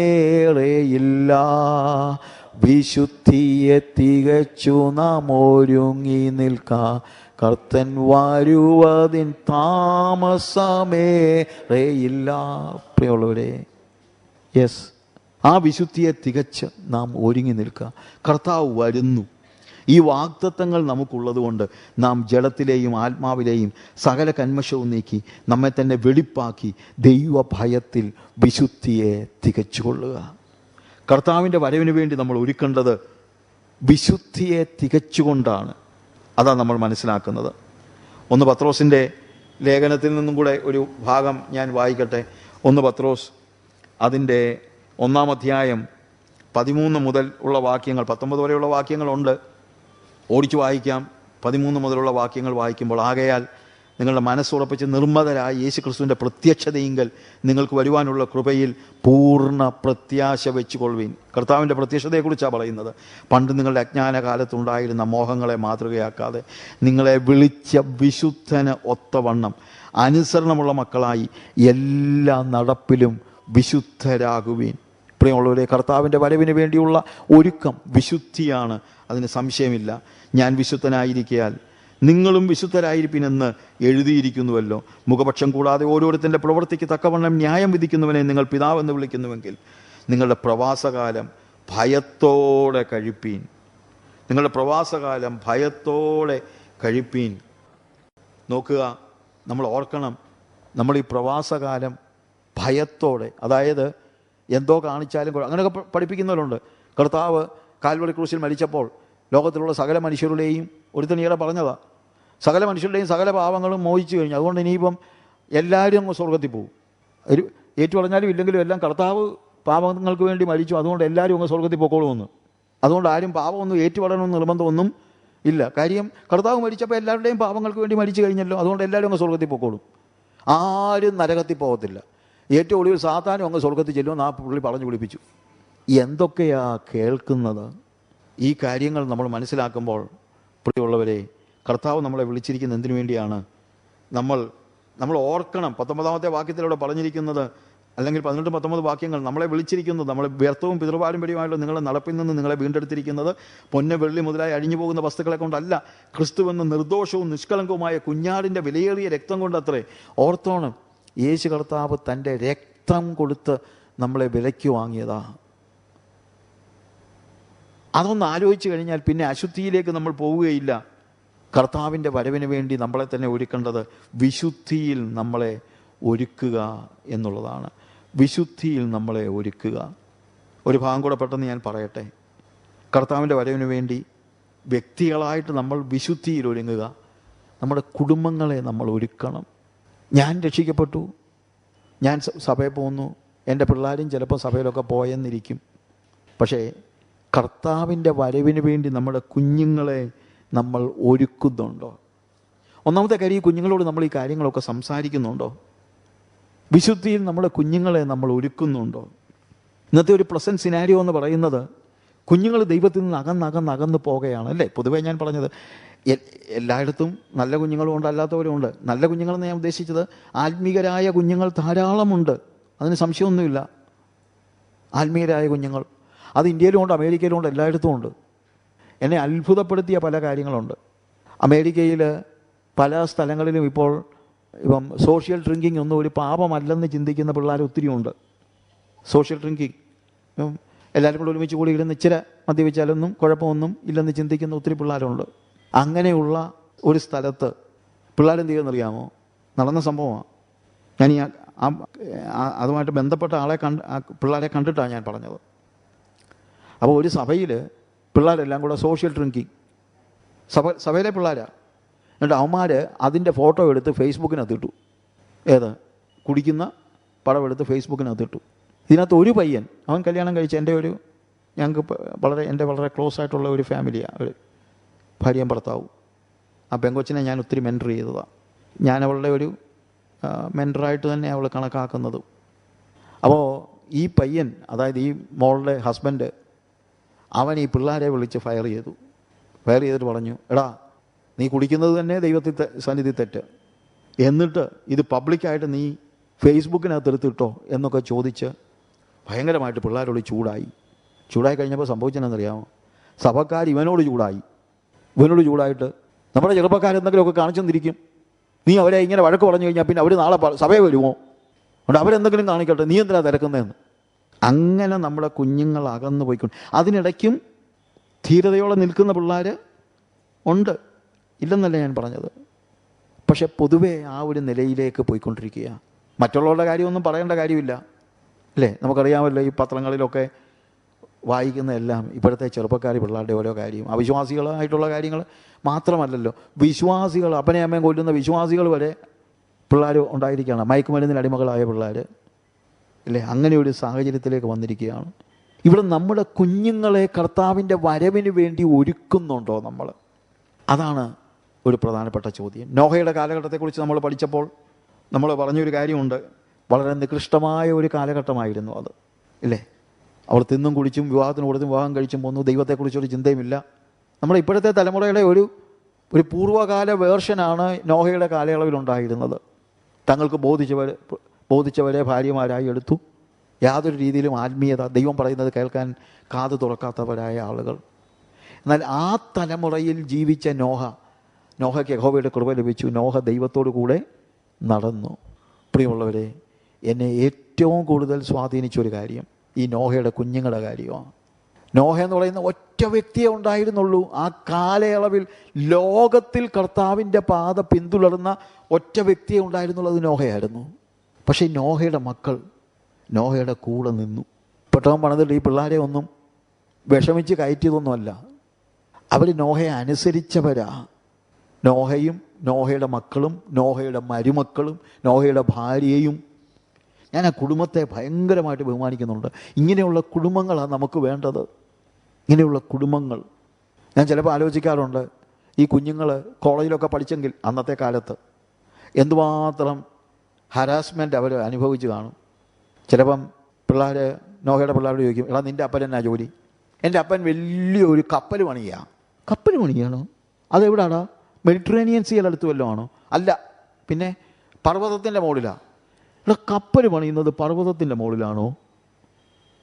കപ്പൽ പണിയാണെങ്കിൽ കടലിനടുത്തല്ലേടാ പണിയേണ്ടത്? അല്ല, ഞങ്ങളുടെ അപ്പച്ചൻ പറഞ്ഞു കപ്പൽ പണിത് കഴിയുമ്പം കടൽ ഇങ്ങോട്ട് വന്നോളുമെന്ന്. കടൽ ഇങ്ങോട്ട് വരുമെന്നു? അതെങ്ങനെയാടാ? അത് ഞങ്ങളുടെ അപ്പച്ചൻ പറഞ്ഞു മോളിൽ നിന്ന് വെള്ളം താഴോട്ട് വീഴുമെന്ന്. അന്ന് മഴയൊന്നും കോമൺ അല്ല. അപ്പോൾ ഈ കൂട്ടുകാരെല്ലാം പറഞ്ഞു കാണും, നല്ല പിള്ളേരാ, പറഞ്ഞിട്ട് തന്നെ കാര്യം, അപ്പന് ഭ്രാന്ത് പിടിച്ചു പോയി. അങ്ങനെ പറഞ്ഞ് കളിയാക്കി ആയിരിക്കണം നോഹയുടെ കുഞ്ഞുങ്ങൾ വളർന്നത്. കളിയാക്കൽ കേട്ടൊക്കെ ആയിരിക്കും. പക്ഷേ അവർക്കൊരു കാര്യം അറിയാമായിരുന്നു, ഞങ്ങളുടെ അപ്പച്ചനോട് ദൈവം സംസാരിക്കും. ഞങ്ങളുടെ അപ്പച്ചൻ ദൈവത്തെ വിളിക്കുന്ന ആളാണ്. ഞങ്ങളുടെ അപ്പച്ചനോട് സംസാരിക്കുന്നത് ദൈവമാണ്. എൻ്റെ പ്രിയമുള്ളവരെ, അതിലും വലിയൊരു ഭാഗ്യമില്ല. എൻ്റെ മക്കൾ എൻ്റെ അപ്പനോട് ദൈവം സംസാരിക്കുമെന്ന് വിശ്വസിക്കുന്നതിനേക്കാൾ വലിയൊരു ഭാഗ്യം ജീവിതത്തിലില്ല. ഈ കപ്പലിൻ്റെ പണിക്ക്, പെട്ടകത്തിൻ്റെ പണിക്ക് ഈ പിള്ളേർ കൂടെ നിന്ന് പണിതു. ദൈവം പറഞ്ഞത് മാത്രം. ഇപ്പം 40 മുഴം നീളമുള്ള ഒരു കമ്പ് മുറിച്ചുകൊണ്ട് വാടാ, അല്ലെങ്കിൽ ഒരു പലക എടുത്തുകൊണ്ട് വരാൻ പറഞ്ഞു കഴിഞ്ഞാൽ 39.25 ഉള്ളെങ്കിൽ നോഹ പറയും, നോ, ദൈവം പറഞ്ഞത് 40 എന്ന് പറഞ്ഞാൽ ഈ 39.25 കളഞ്ഞേച്ച് 40 മുഴം നീളമുള്ളത് തന്നെ അവൻ കൊണ്ടുവരും. അങ്ങനെ പണിതത് കൊണ്ടാണ് ആ കപ്പൽ മുങ്ങാഞ്ഞത്. ദൈവം പറഞ്ഞതനുസരിച്ച് ആ കുഞ്ഞുങ്ങൾ ദൈവത്തിൽ വിശ്വസിച്ച് ദൈവത്തോട് ചേർന്ന് നടന്നു. പറഞ്ഞ മനസ്സിലാക്കണം, നമ്മുടെ കുഞ്ഞുങ്ങൾ ദൈവശബ്ദം കേൾക്കണം. കർത്താവിൻ്റെ വരവിന് വേണ്ടി നമ്മൾ അവരെ ഒരുക്കണം. നമ്മൾ മാത്രം പോരാ. യോശുവയുടെ പുസ്തകം 24-14-15 വാക്യങ്ങൾ വായിക്കുമ്പോൾ നമ്മൾ മനസ്സിലാക്കുന്ന ഒരു കാര്യമുണ്ട്. ഞാൻ പെട്ടെന്ന് പറഞ്ഞു പോകുകയാണ്. അവിടെ നമ്മൾ പറയുന്നത്, യോശുവ പറയുക, നിങ്ങൾക്കിഷ്ടമുള്ള ദൈവങ്ങളെയൊക്കെ നിങ്ങൾ സേവിച്ചു, എനിക്കറിയത്തില്ല, പക്ഷേ ഞാനും എൻ്റെ കുടുംബവുമോ ഞങ്ങൾ യഹോവയെ സേവിക്കും. ഞാൻ യഹോവയെ സേവിക്കുമെന്ന് പറഞ്ഞാൽ നമുക്ക് പിന്നെയും മനസ്സിലാക്കാം. പക്ഷേ നോഹ പറയുകയാണ്, ഞാനും എൻ്റെ കുടുംബവും ഞങ്ങൾ യഹോവയെ സേവിക്കും. പ്രിയമുള്ളവരെ, നമ്മുടെ കുഞ്ഞുങ്ങൾ നമ്മുടെ കൂടെ നിൽക്കണം. കർത്താവിൻ്റെ വരവിന് വേണ്ടി ഞാൻ ഒരുങ്ങണം, വിശുദ്ധിയിൽ ഒരുങ്ങണം. എൻ്റെ മക്കൾ വിശുദ്ധിയിൽ ഒരുങ്ങണം. എൻ്റെ മക്കളെ ഞാൻ ഒരുക്കണം. ഞാനും എൻ്റെ കുടുംബവുമോ ഞങ്ങൾ യഹോവയെ സേവിക്കും. എത്ര അത്ഭുതകരമായ ഒരു കാര്യം! എത്ര അത്ഭുതകരമായ കാര്യം! അപ്പനും മക്കളും ഒരുപോലെ ദൈവത്തെ സേവിക്കുന്ന അവസ്ഥ. ഇതുപോലെ ഒരു കുടുംബത്തെക്കുറിച്ച് നമ്മൾ യിരെമ്യാവിൻ്റെ പ്രവചനത്തിൽ കാണുന്നുണ്ട്. അതുകൂടെ ഞാൻ പെട്ടെന്ന് ഒന്ന് പറയാം. യിരെമ്യാവിൻ്റെ പുസ്തകം നമ്മൾ വായിക്കുമ്പോൾ, യിരെമ്യാവിൻ്റെ പുസ്തകം അതിൻ്റെ 35-ാമത്തെ അധ്യായത്തിലേക്ക് നമ്മൾ വരുമ്പോൾ, അവിടെ എനിക്ക് തന്നെ മനസ്സിലാകാത്തതായ ഒരു കാര്യമാണ്. അവിടെ യോശിയാവിൻ്റെ മകനായ യഹൂദ രാജാവിൻ്റെ യഹോയാക്കീമിൻ്റെ കാലത്ത് യിരെമ്യാവിന് യഹോവയെങ്കിൽ നിന്ന് ഒരു അരുളപ്പാടുണ്ടായതെന്തെന്നാൽ, യഹോവ യിരെമ്യാവിനോട് പറഞ്ഞു, നീ രേഖാബ്യ ഗൃഹത്തിൻ്റെ അടുക്കൽ ചെന്ന് അവരോട് സംസാരിച്ച് അവരെ യഹോവയുടെ ആലയത്തിൻ്റെ ഒരു മുറിയിൽ കൊണ്ടുവന്ന് അവർക്ക് വീഞ്ഞ് കുടിക്കാൻ കൊടുക്കുക. ദൈവം യിരെമ്യാവിനോട് പറയുക, നീ രേഖാബ്യ ഗൃഹത്തിൻ്റെ അടുത്ത് ചെന്നിട്ട് പറയുക, ഇവിടെ പാടാ മക്കളെ, നീ ദേവാലയത്തിനകത്ത് വാ, അവിടെ ചെന്ന് കഴിയുമ്പോൾ അവർക്ക് വീഞ്ഞ് കുടിക്കാൻ കൊടുക്കാൻ. പക്ഷേ എന്തൊരു കഷ്ടമാണെന്ന് പറയാം, വീഞ്ഞ് കുടിക്കാൻ കൊടുക്കാൻ. അങ്ങനെ ഞാൻ ഹബസിന്യാവിൻ്റെ മകനായ യിരെമ്യാവിൻ്റെ മകൻ യേയൻസന്യാവെയും അവൻ്റെ സഹോദരന്മാരെയും അവൻ്റെ സകല പുത്രന്മാരെയും രേഖാബ്യഗ്രഹം മുഴുവനെയും കൂട്ടി യഹോവയുടെ ആലയത്തിൽ പ്രഭുക്കന്മാരുടെ മുറിക്കരികെ ശല്ലൂമിൻ്റെ മകനായ വാതിൽ കാവൽക്കാരൻ മയസേയാവിൻ്റെ മുറിക്ക് മീതെ ഇഗ്ദല്യാവിൻ്റെ മകനും ദൈവപുരുഷനുമായ ഹാനാൻ്റെ പുത്രന്മാരുടെ മുറിയിൽ കൊണ്ടുവന്നു. പിന്നെ ഞാൻ രേഖാബ്യ ഗ്രഹക്കാരുടെ മുമ്പിൽ വീഞ്ഞു നിറച്ച കുടങ്ങളും പാനപാത്രങ്ങളും വെച്ച് അവരോട് വീഞ്ഞു കുടിപ്പീൻ എന്ന് പറഞ്ഞു. ഒന്ന് ആലോചിച്ച് നോക്കിയേ. പറയുന്നത് ആരാ? പ്രവാചകൻ. എവിടെ ഇരിക്കുന്നത്? ദേവാലയത്തിനകത്തെ മുറിയിൽ. പ്രവാചകൻ പറയുക, നീ കുടിച്ചോ എന്ന് പറയുക. അപ്പോൾ ആൾക്കാർക്ക് എന്തെല്ലാം പറയും? ആരാ പറഞ്ഞു? പ്രവാചകനല്ലേ പറഞ്ഞത് വീഞ്ഞു കുടിച്ചോളാൻ. എവിടാ? ദൈവത്തിൻ്റെ ആലയത്തിനകത്ത് എന്നൊക്കെ വേണമെങ്കിൽ പറയാം. പക്ഷേ അവരെന്താ പറഞ്ഞത്? അതിന് അവർ 6-ാമത്തെ വാക്യത്തിൽ അതിനവർ പറഞ്ഞത്, ഞങ്ങൾ വീഞ്ഞു കുടിക്കയില്ല. രേഖാബിൻ്റെ മകനായ ഞങ്ങളുടെ പിതാവായ യോനാദാബ് ഞങ്ങളോട്, നിങ്ങൾ ചെന്ന് പാർക്കുന്ന ദേശത്ത് ദീർഘായുസ്സോടെ ഇരിക്കേണ്ടതിന് നിങ്ങളും നിങ്ങളുടെ മക്കളും ഒരിക്കലും വീഞ്ഞു കുടിക്കരുത്, വീട് പണിയരുത്, വിത്ത് വിതയ്ക്കരുത്, മുന്തിരിത്തോട്ടം ഉണ്ടാക്കരുത്, ഈ വക ഒന്നും നിങ്ങൾക്കുണ്ടായിരിക്കരുത്, നിങ്ങൾ ജീവപര്യന്തം കൂടാരങ്ങളിൽ പാർക്കണം എന്നിങ്ങനെ കൽപ്പിച്ചിരിക്കുന്നു. അങ്ങനെ ഞങ്ങളും ഭാര്യമാരും പുത്രന്മാരും പുത്രിമാരും ഞങ്ങളുടെ ജീവകാലത്തൊരിക്കലും വീഞ്ഞു കുടിക്കുകയോ പാർപ്പാൻ വീട് പണിയുകയോ ചെയ്യാതെ രേഖാബിൻ്റെ മകനായ ഞങ്ങളുടെ പിതാവായ യോനാദാബ് ഞങ്ങളോട് കൽപ്പിച്ച സകലത്തിലും അവൻ്റെ വാക്ക് കേട്ടനുസരിച്ച് വരുന്നു. ഞങ്ങൾക്ക് മുന്തിരിത്തോട്ടവും വയലും വിത്തും ഇല്ല. ഞങ്ങൾ കൂടാരങ്ങളിൽ പാർത്ത് ഞങ്ങളുടെ പിതാവായ യോനാദാബ് ഞങ്ങളോട് കൽപ്പിച്ചതൊക്കെയും അനുസരിച്ച് നടക്കുന്നു. നോക്കൂ പ്രിയമുള്ളവരെ, മാനുഷികമായി പറഞ്ഞാൽ എത്ര അനുകൂല സാഹചര്യമല്ലേ. ഒത്തിരി വാദിക്കാനും എല്ലാം ഉണ്ട്. പക്ഷെ അവർ പറഞ്ഞു, നോ, ഞങ്ങളുടെ പിതാവ് യോനാദാബ് ഞങ്ങളോട് പറഞ്ഞിട്ടുണ്ട്, നിങ്ങൾ വീഞ്ഞു കുടിക്കരുത്. ഞങ്ങൾ കുടിക്കത്തില്ല. അതിനി പ്രവാചകൻ കൊണ്ട തന്നാലും ഞങ്ങൾ കുടിക്കത്തില്ല. കാരണം ഞങ്ങളുടെ പിതാക്കന്മാർ പറഞ്ഞിട്ടുണ്ട്, നിങ്ങൾ വീഞ്ഞു കുടിക്കരുത്. നോക്കുക, വളരെ കൃത്യമായിട്ട്, അതായത് എല്ലാ അനുകൂല സാഹചര്യം ഉണ്ടായിട്ടും ആ പിതാവ് പറഞ്ഞതിനെ അനുസരിക്കുന്നവരായ രേഖാബിൻ്റെ കുടുംബക്കാർ, യോനാദാബിൻ്റെ മക്കൾ, അവൻ വീഞ്ഞു കുടിച്ചില്ല. നമ്മുടെ കുഞ്ഞുങ്ങളെ നമ്മൾ ആ അനുഭവത്തിൽ വളർത്തണം. കൃത്യമായും ആ അനുഭവത്തിൽ വളർത്തണം. കർത്താവിൻ്റെ വരവ് സമീപസ്ഥമായിരിക്കുന്നു. അതിനുവേണ്ടി ഞാൻ ഒരുങ്ങണം. എങ്ങനെ ഒരുങ്ങണം? വിശുദ്ധിയിൽ ഒരുങ്ങണം. വിശുദ്ധിയിൽ ഒരുങ്ങണം. എൻ്റെ കുടുംബത്തെ ഒരുക്കണം. എൻ്റെ മക്കളെ ഒരുക്കണം. എൻ്റെ കുഞ്ഞുങ്ങൾക്ക് ഞാൻ പറഞ്ഞു കൊടുക്കണം. ഞാൻ ആഫ്രിക്കയിൽ ചെല്ലുമ്പോൾ എപ്പോഴും പറയുന്ന ഒരു കാര്യം, അവിടെ പഠിപ്പിക്കുന്ന ഒരു കാര്യം കുടുംബ പ്രാർത്ഥനയാണ്. പണ്ടൊക്കെ നമ്മുടെ സാമുദായിക ഭവനങ്ങളിൽ പോലും എല്ലാ കുടുംബങ്ങളിലും കുടുംബ പ്രാർത്ഥനയുണ്ടായിരുന്നു. ഇന്ന് വിശ്വാസികളുടെ വീട്ടിൽ പോലും കുടുംബ പ്രാർത്ഥന കേൾക്കാനില്ല. അപ്പനൊരു വഴി, അമ്മ മറ്റൊരു വഴി, മക്കൾ പെരുവഴി എന്ന് പറയുന്നത് പോലെ അവിടെ ഇവിടെയും എല്ലാമായിട്ട്. ഇനി പ്രാർത്ഥനയ്ക്ക് വന്നാലും മൊബൈൽ ഫോൺ മാറ്റി വെച്ചിട്ടുള്ള ഒരു പരിപാടിയില്ല. പ്രിയമുള്ളവരെ, നമ്മൾ ഈ ആത്മീയത പകർന്നു കൊടുക്കേണ്ടത് നമ്മുടെ ഭവനത്തിലാണ്. അവരോട് പറ, കുഞ്ഞുങ്ങളെ, കർത്താവ് വരുന്നു. ഈ കർത്താവ് വരുന്നു എന്നുള്ളത് നമ്മൾ പറഞ്ഞ് പഠിപ്പിക്കണം. അത് നമ്മൾ വിശ്വസിക്കണം, നമ്മൾ അനുസരിക്കണം. അതിനുവേണ്ടി നമ്മൾ ഒരുങ്ങണം. വിശുദ്ധിയെ തികച്ച് നാം ഒരുങ്ങി നിൽക്കുക. കർത്താവിൻ്റെ വരവ് സമീപസ്ഥമായിരിക്കുന്നു. നമ്മുടെ കുഞ്ഞുങ്ങളെ അതിനുവേണ്ടി ഒരുക്കുക. നമ്മുടെ വീട്ടിലെ എല്ലാവരെയും അതിനുവേണ്ടി ഒരുക്കുക. സഭയെ ഒരുക്കുന്ന കാര്യം നമുക്ക് പഠിക്കാനുണ്ട്. നമുക്ക് നാളെ അതിനെക്കുറിച്ച് ബാക്കി കാര്യങ്ങൾ പഠിക്കാം. ഇന്ന് ഞാൻ എൻ്റെ വാക്കുകളെ അവസാനിപ്പിക്കുമ്പോൾ ഞാൻ പറയുന്ന കാര്യം ഇതാണ്: കർത്താവിൻ്റെ വരവ്, ദൈവജനത്തിൻ്റെ ഒരുക്കം, ഇത് രണ്ടുമാണ് നമ്മൾ പഠിച്ചുകൊണ്ടിരിക്കുന്നത്. കർത്താവ് വരുന്നു, നമ്മൾ അതിനുവേണ്ടി ഒരുങ്ങണം. വ്യക്തിപരമായി ഒരുങ്ങണം. എങ്ങനെ? വിശുദ്ധിയിൽ ഒരുങ്ങണം. ഞാൻ വിശുദ്ധനായിരിക്കുന്നത് പോലെ നിങ്ങളും വിശുദ്ധരായിരിപ്പീൻ. അവൻ്റെ അതേ പ്രതിമയായി രൂപപ്പെടുവാനുള്ളവരാണ് നമ്മൾ. യോഹന്നാൻ അപ്പോസ്തലൻ പറയുമ്പോൾ, അങ്ങനെ ആഗ്രഹിക്കുന്നവർ, അവനിൽ ഈ പ്രത്യാശയുള്ളവർ, അവൻ നിർമ്മലനായിരിക്കുന്നത് പോലെ തങ്ങളെ തന്നെ നിർമ്മലീകരിക്കട്ടെ. കർത്താവ് വരുമ്പോൾ അവനെ ഞാൻ എതിരേൽക്കുന്നത് അവൻ്റെ രൂപം പ്രാപിച്ചുകൊണ്ടായിരിക്കണം. അത് പ്രത്യാശിക്കുന്നവർ, അവൻ നിർമ്മലനായിരിക്കുന്നത് പോലെ തങ്ങളെ തന്നെ നിർമ്മലീകരിക്കട്ടെ. ഒരു നിമിഷം നമുക്ക് കണ്ണുകളെ അടയ്ക്കാം. സ്വർഗപിതാവേ, നിൻ്റെ വരവ് ഏറ്റവും സമാഗതമായിരിക്കുന്നു എന്നുള്ളത് ഞങ്ങൾ അറിയുന്നു കർത്താവേ. അതിൻ്റെ ഡേറ്റ് കണ്ടുപിടിക്കാനൊന്നുമല്ല ഞങ്ങൾ മെനക്കിടുന്നത്. നീ എന്ന് വരുമെന്ന് ഞങ്ങൾക്കറിയില്ല. നാളും നാഴികയും അറിയായികയാൽ നിങ്ങൾ എപ്പോഴും ഒരുങ്ങിയിരിക്കുവാൻ പറഞ്ഞിരിക്കുന്ന നിൻ്റെ വാചനങ്ങളെ ഞങ്ങൾ ഓർക്കുന്നു. ഇന്ന് നീ വരുമോ എന്ന് ഞങ്ങൾക്കറിയില്ല. വന്നാൽ നിൻ്റെ വരവെങ്കിൽ ഞങ്ങൾ എടുക്കപ്പെടണം. ഞങ്ങൾ എടുക്കപ്പെടുക മാത്രമല്ല, വിശുദ്ധിയിൽ എടുക്കപ്പെടണം. നിൻ്റെ അതേ രൂപമായി സ്വരൂപം ഞങ്ങളിൽ പതിഞ്ഞ് തേജസ്സാകുന്ന കർത്താവിനെ, തേജസ്സിൽ വെളിപ്പെടുന്ന കർത്താവിനെ, അതേ കർത്താവെ, നിൻ്റെ തേജസ് ഞങ്ങൾ പ്രാപിക്കണം. നിൻ്റെ രക്തത്താൽ ഞങ്ങൾ നീതീകരിക്കപ്പെട്ടു. നിൻ്റെ ജീവനാൽ ഞങ്ങൾ വിശുദ്ധീകരിക്കപ്പെട്ടുകൊണ്ടിരിക്കുന്നു. ഞങ്ങൾ ഒരിക്കൽ തേജസ്കരിക്കപ്പെടും. നിൻ്റെ രക്തത്താൽ ഞങ്ങളെ നീ നീതീകരിച്ചു.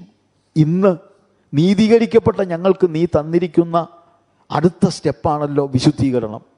നിൻ്റെ വരവിന് വേണ്ടി വിശുദ്ധീകരണത്തിൽ ഒരുങ്ങുവാൻ നീ ഞങ്ങളെ അഭ്യസിപ്പിക്കണമേ കർത്താവേ. അതിനുവേണ്ടി ഞങ്ങളുടെ സഹോദരങ്ങളെ എല്ലാം നീ ഒരുക്കണമേ. നിൻ്റെ കൃപ ചൊരിയണമേ. യേശുവിൻ്റെ നാമത്തിൽ തന്നെ. ആമേൻ, ആമേൻ.